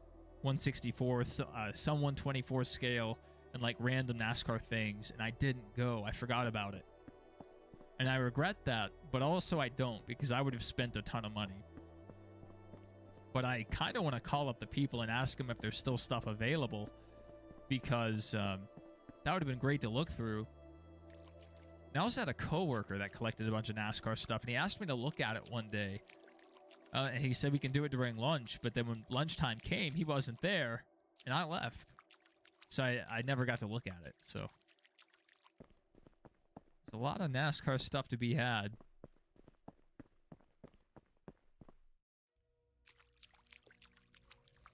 Found a junior clock in a collector store. Yeah, I think this guy had a... I think it was a Davey Allison clock. He had a bunch of other stuff, some like Winston Cup era themed stuff. Do they sell diecast and merch haulers? They do. It's the best place to buy diecast, brand new ones. Because if you want schemes from this season, your alternative is to try to find one on a third-party website or Liminal, first party, and there's a chance you're going to be waiting 12 months to get your diecast. Like if they announce a diecast tomorrow, like let's say for the Ty Gibbs one, if they end up selling it, it'll be July of next year before it ships. And that's unacceptable. Dude, this is awesome. Plastic booths with the padded back. Some nice wallpaper. The frosted glass cubes. Yeah. Typically they had a railing on top too, though. But that's all right.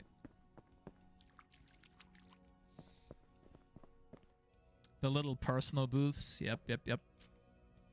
A food court with no food, just tables. Call this a table court. They are pricey since they're new. Like you can get the 1/64ths and they're cheaper.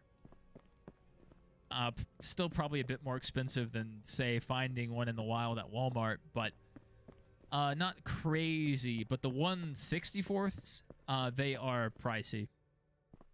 So I typically limit myself to just one, and at most maybe two.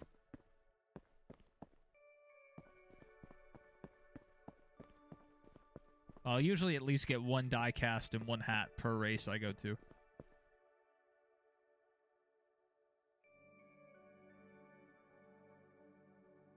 Roman has an interesting scheme for Kansas. I don't know if I've seen that. Has there ever been a video of mine get more than the Dwarf Hamster video? I think the how to get dust out of an iMac, which is also, it's misinformation. Terrible video, by the way. I think that one probably has more views. Probably. I don't know. I never really checked the views on old videos. Alex Bowman, Kansas scheme.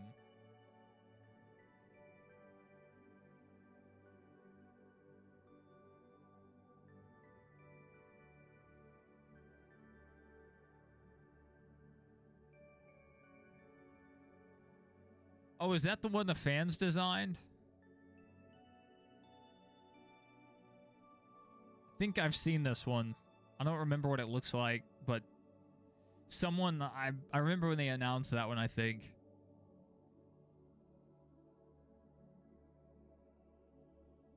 I can't find where they actually showed it off.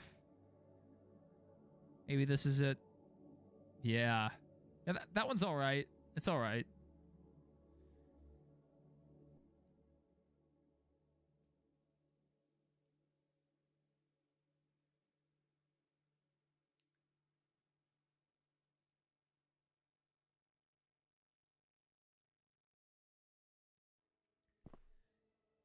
Yeah, someone posted their design, and I saw several of the designs that for that car, and some of them that people posted were really good.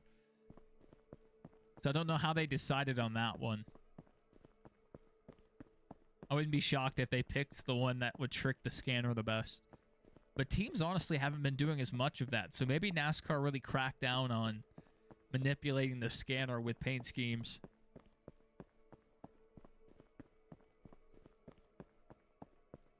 Welcome to Nostalgia Springs. We should theme a retirement home for millennials around the 80s and 90s. Specifically the 90s for millennials.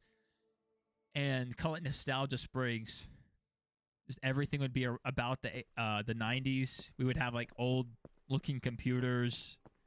We would have like internet chat rooms and things set up. And we would constantly be playing movies and things from around this era. Nostalgia Springs. It would be a popular retirement community. Let me tell you. That's how you make money. Invest now. Check this out. Parkour. I bet no one else ever has stood on this umbrella. But now we have.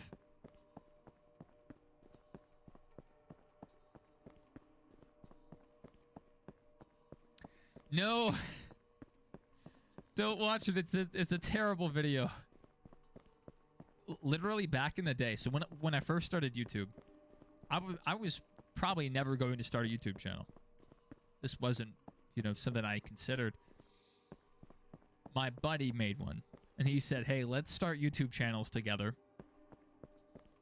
and we'll just see what we can do, how many subs we can get."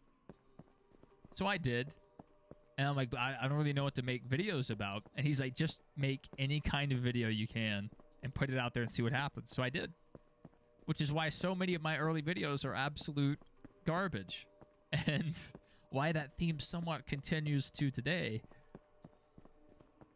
Is that, you know, just kind of make things, see what sticks, and move on. Which is how I came to do a review of a hamster, which some people hated. They're like, you can't review a hamster? Watch me. Watch me. You silly dog. I'll do whatever I want.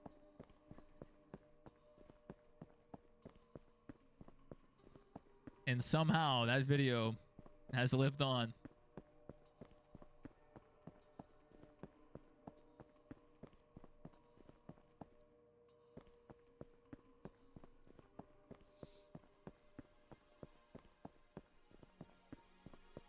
All right, so we have some stairs to get to a second floor, which we probably have to go to. So let's go ahead and make our way to the steps.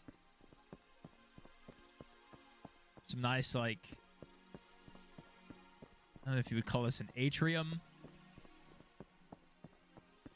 but I like the skylight here. We have some nice planters built into the wall.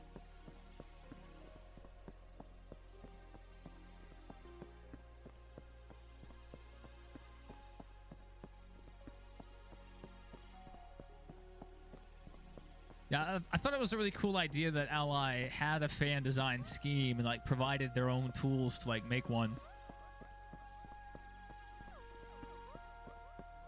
That was really neat. I enjoy when they get fans involved. There it is. There it is. I don't know if he's going to play a bigger factor in the story, but he's always been one step ahead of us.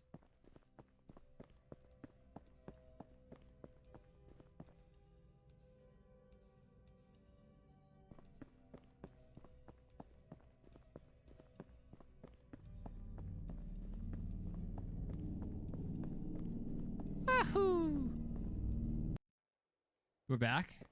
All right, so I think we've been in that one. We just went in that one, I believe.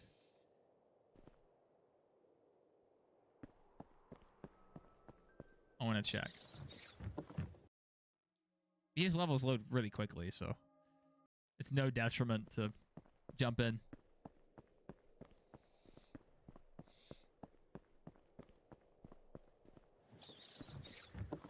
The slides sound really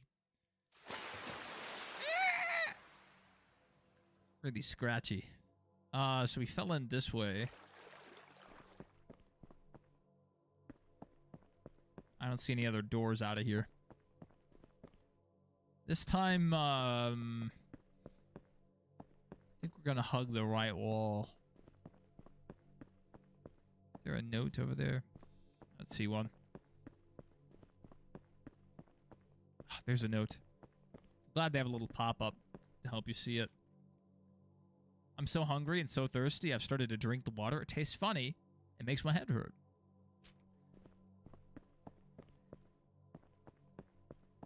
Noted. Don't drink the water. Wait, that's where we started. I'm too fast. Too fast. Not gonna fall for that one. I love the color scheme in here. That's nice. That's really nice. They need to bring back the pinkish orange bathroom tiles. I mean, that's a vibe right there. Are these showers? This is a locker room. What is that? Okay, it's a grate. I thought it was a pool of blood. Just a eyeball. We're getting closer to the eyeball, I think. It may not factor in at all because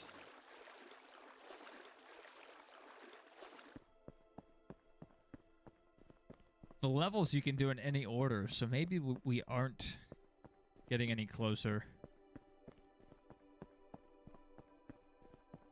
Ooh. Ooh. Nice skybox there. Boop. The plants are not real. Everything is fake.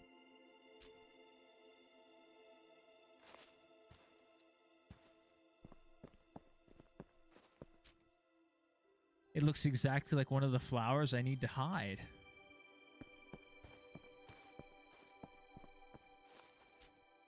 Run. Okay. Got it, boss. That would have terrified me if the music changed and we literally had to sprint out of here.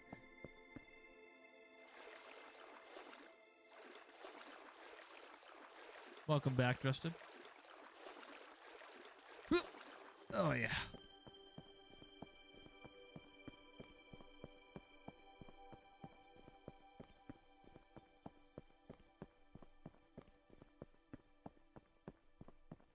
Oh, big mushroom. Whoa. Big mushrooms. Is this one like domed on the inside? Not really. Disappointing. Oh, parkour? Oh, yeah. How far can I go?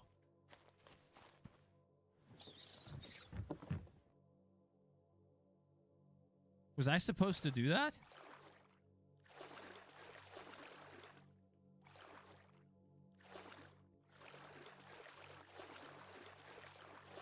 I don't know if I was supposed to do that, but here we are. I didn't know that was going to lead anywhere. I just thought, hey, can we platform on the mushrooms? And we could.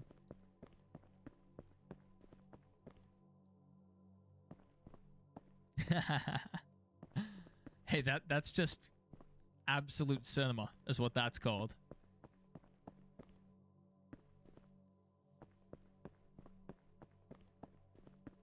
I know some YouTubers remove their old content that they're not proud of, but a lot of my videos I've kept up over the years.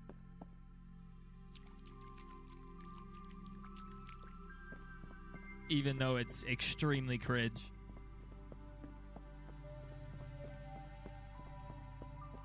But hey, I was a stupid little kid. And about all that's changed is I've gotten bigger.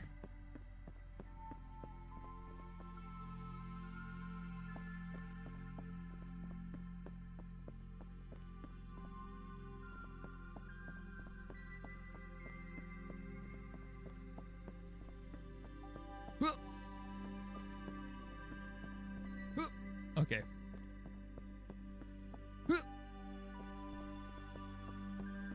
Whoa. Pepto-Bismol water. Parkour. That just saved us like 4 seconds. Not bad. Yes, it's not a good idea to turn the can sideways because then you just end up shooting the, I'm guessing, nitrogen all over everything.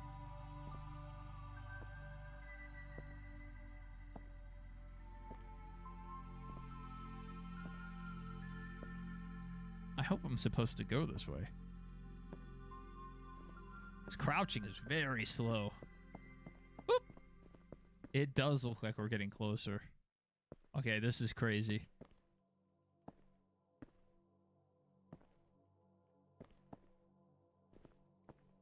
Whew. Almost missed there.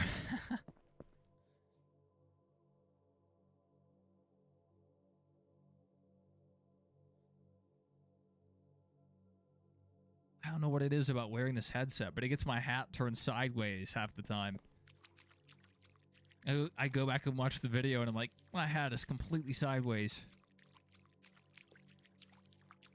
Splish splash, splish splash. Tiny little duck legs. I see another slide.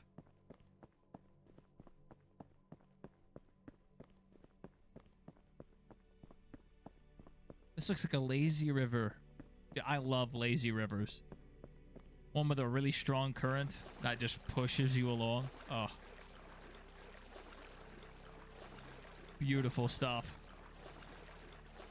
Trying to swim against it is fun. Trying to swim with it is fun. Floating on it's just... Lazy rivers are great. Where am I? How? Why are these slides pointed upwards? Alright, how do I get out of here? That way. Okay. I don't know if I can just mantle out of here, though. Uh-oh. Okay. We have some steps over here.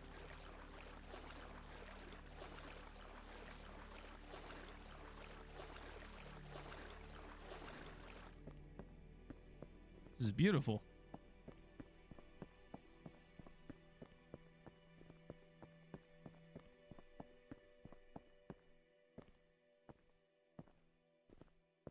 This is thumbnail level quality there, like right here. Beautiful, absolute cinema. That should be my thumbnail. I don't know how to take a screenshot though.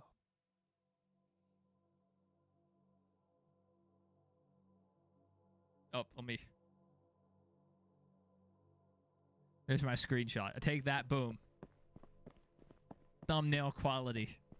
Actually, right where my face is where the time... Oh, eyeball. Let's aim for it. Aim for the bushes. Oh, I missed. Wanted to stomp on it. That's right where the time stamp would go. So maybe not perfect. Then I just rotate it. Then it's perfect.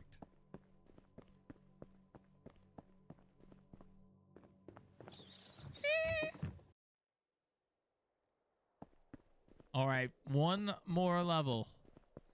The black slide. Whee! That's the 360. All right. Hopefully they anticipate you going in left to right fashion, and this is a finale level of some sort. It already looks interesting. So one note, the walk speed in this game is really slow. Not painfully, but the sprint speed is also not that fast. So if you do want to sprint through the game, it's a kind of a sludge or a trudge. It's like walking through sludge. This place feels like it was made for giants. Giant flower eyeballs. These are some massive pipes.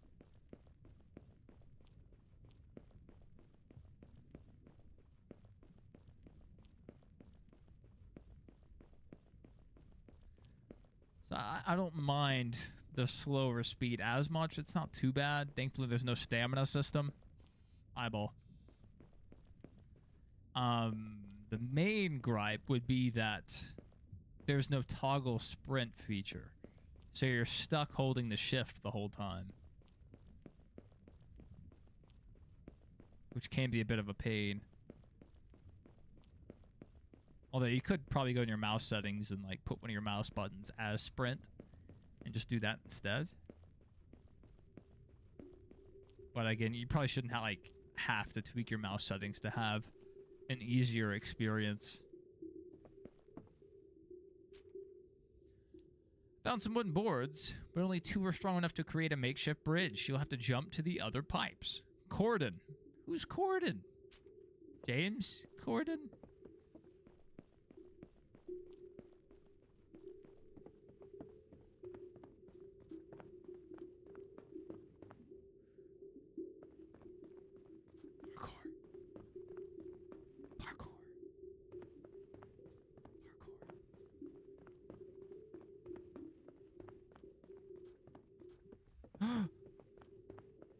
The board looked wobbly. Okay. Too easy. First try. That was a real test of skill there. All right, we have several potential exits here. We have some pipes.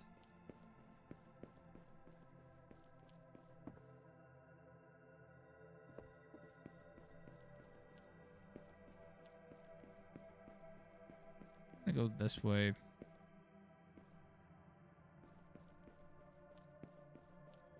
Wait. Wait a minute. Maybe I go through the pipe and I pop out over there. I save some time. This is a massive place. Good night. Or maybe I just die. Did I save time? I did.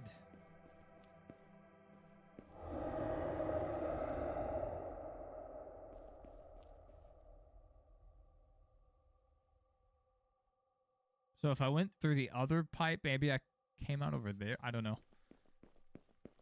Let's go this way and see what happens. I just hope we don't have to double back. That's always painful.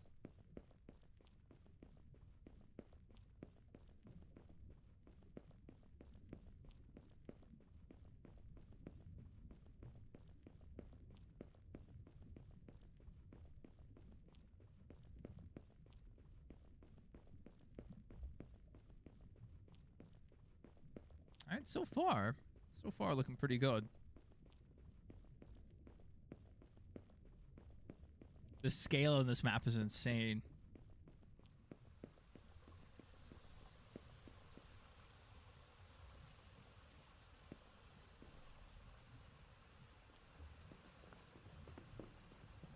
It feels like we're moving so slowly because the scale is so massive.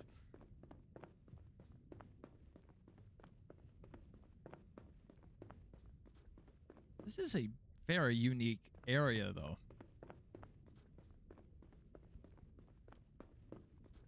I like to imagine this is the water facility that's providing all the water to the pools in the pool rooms. Uh-oh. Huh. There's a note here. Probably saying, oh, you gotta double back, stupid.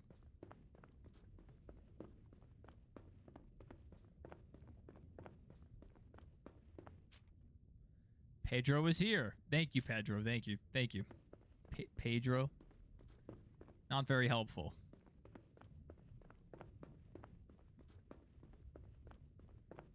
I don't know if I can make it.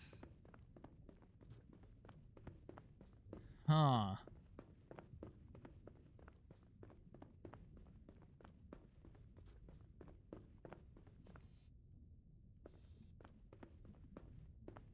I don't know if I can make it to one of these ledges from this pipe. I feel like that's our way out of here, potentially. And maybe we just jump all the way down. It's water. Maybe it'll break our fall.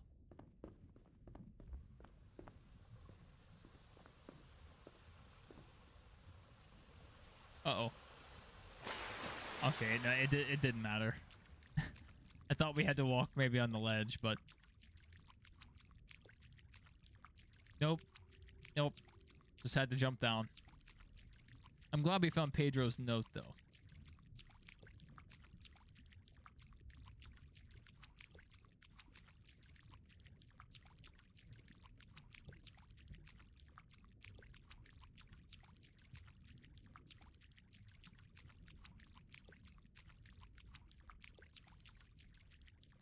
I see green.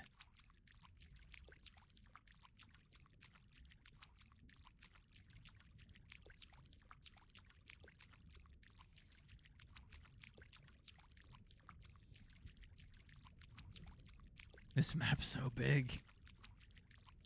So one thing about the level design is it's not frustrating. It still felt like we were wandering around, but even though there were branching paths, it was very linear in the outcome. If that makes sense. Now that pipe has seen better days. That pipe has a hole in it.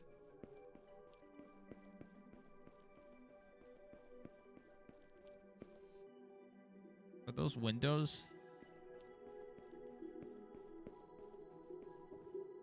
All right. Here we go.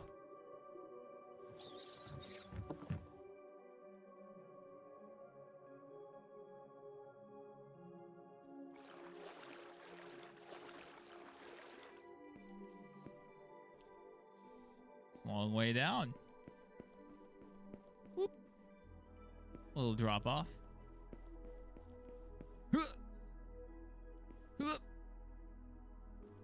Just saved like 10 seconds there.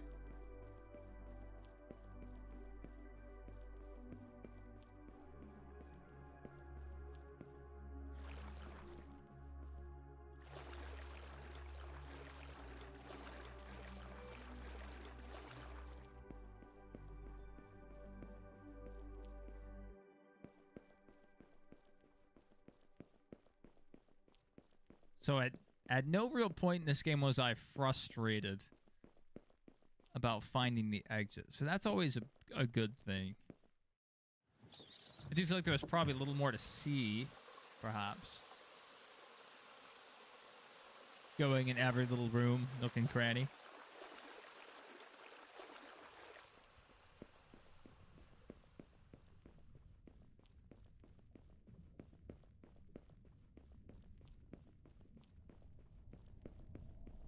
There are some of these titles where you walk around for an hour and you're just lost the whole time, and it's like, I'm going to jump off a bridge in Minecraft.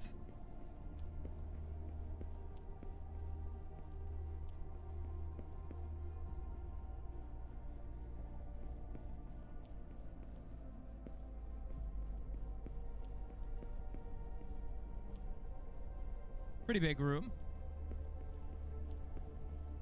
We haven't seen that flower thing in a while that I know of.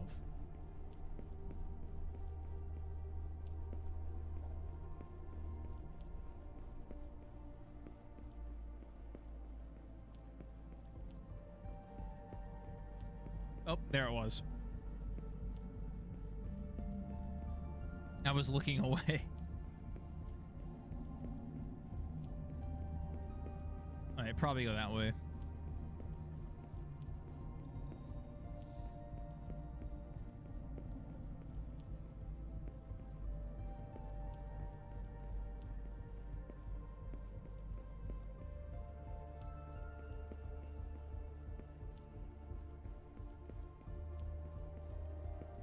Do I think it's gonna get an Emmy? Probably not.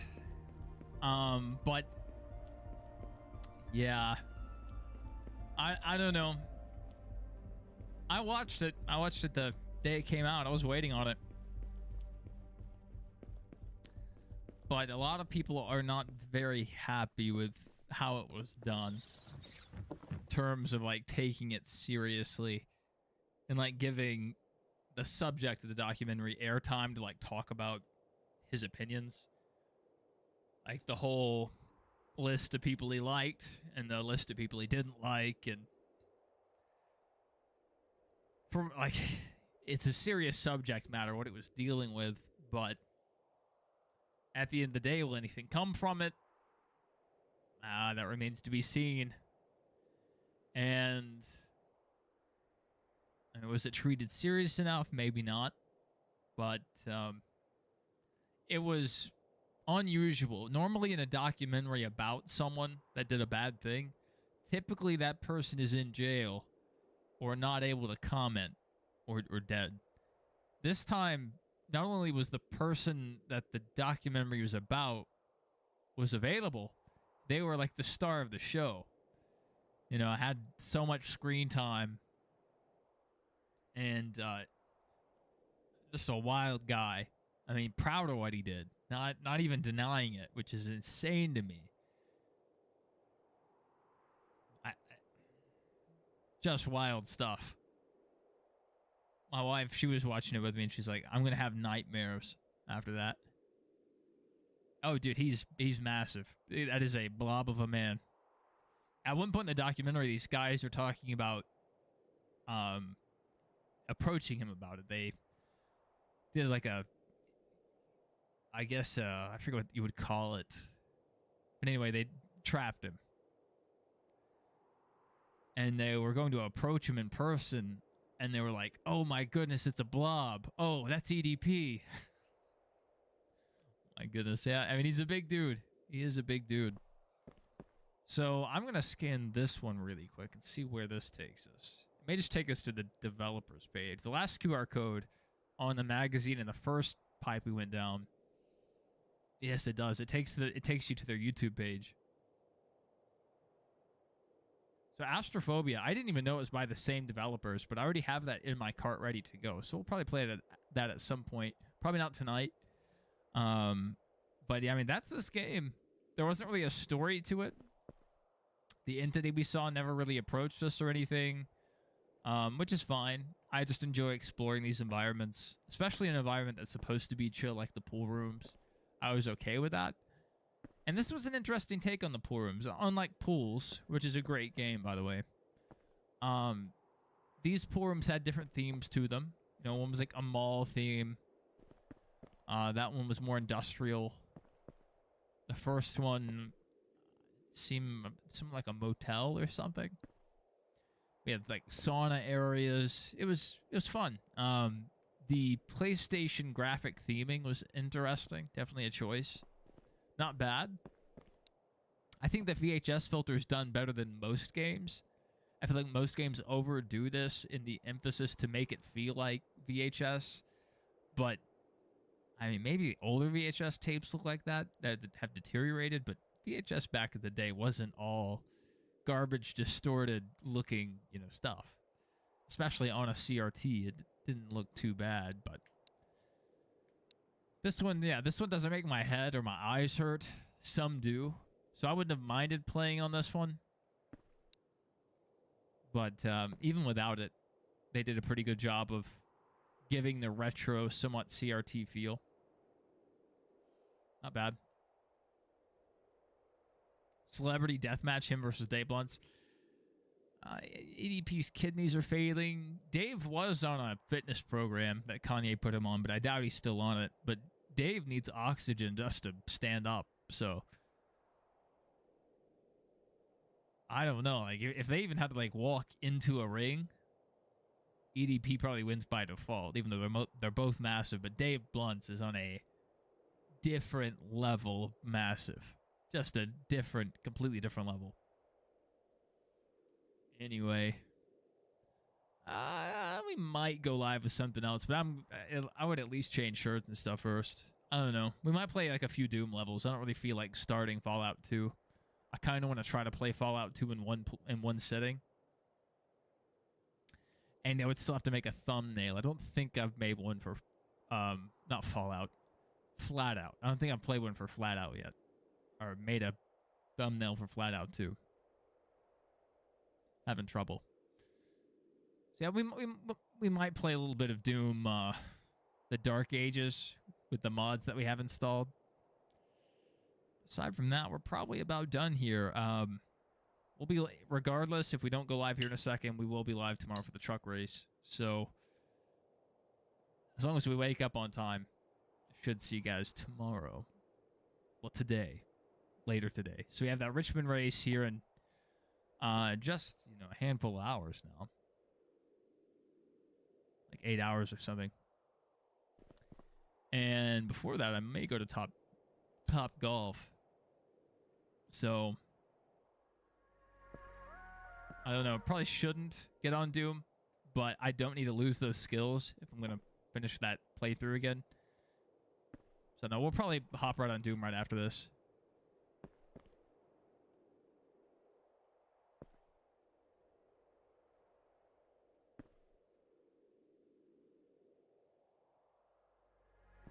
Yeah. Yeah, some guy named Tim, he was in the chat a lot, which I was there for that whole stream, Rusty. I was there for the whole 30 hours. I initially planned to just watch it while I was at work, but I took a day off of work and just hung out with him through that because I knew how big of an undertaking it was. And I was like, I'm going to support this man in whatever way I can. And I did. But anyway, some guy named Tim was in the chat for a good portion of the stream. Came in and said he was an Eagles fan. And I was like, no, Tim, no. It was a great stream, though. But yeah, we're going to end things here, and then I'll probably swap over to Doom. We'll probably be back live within 5 to 10 minutes or whatever. Oh, yeah. Yeah, glad to keep him company. He was saying, like, from, 200 laps to 2,000 laps, it was like a dark time, 2 to 6 a.m., but I mean, the stream hardly ever dropped below 40 viewers, and most of the time stayed over 50, so great viewership throughout that stream. And a ton of people in and out of there, and it was 3 separate streams. So, each time you transition streams, you lose people.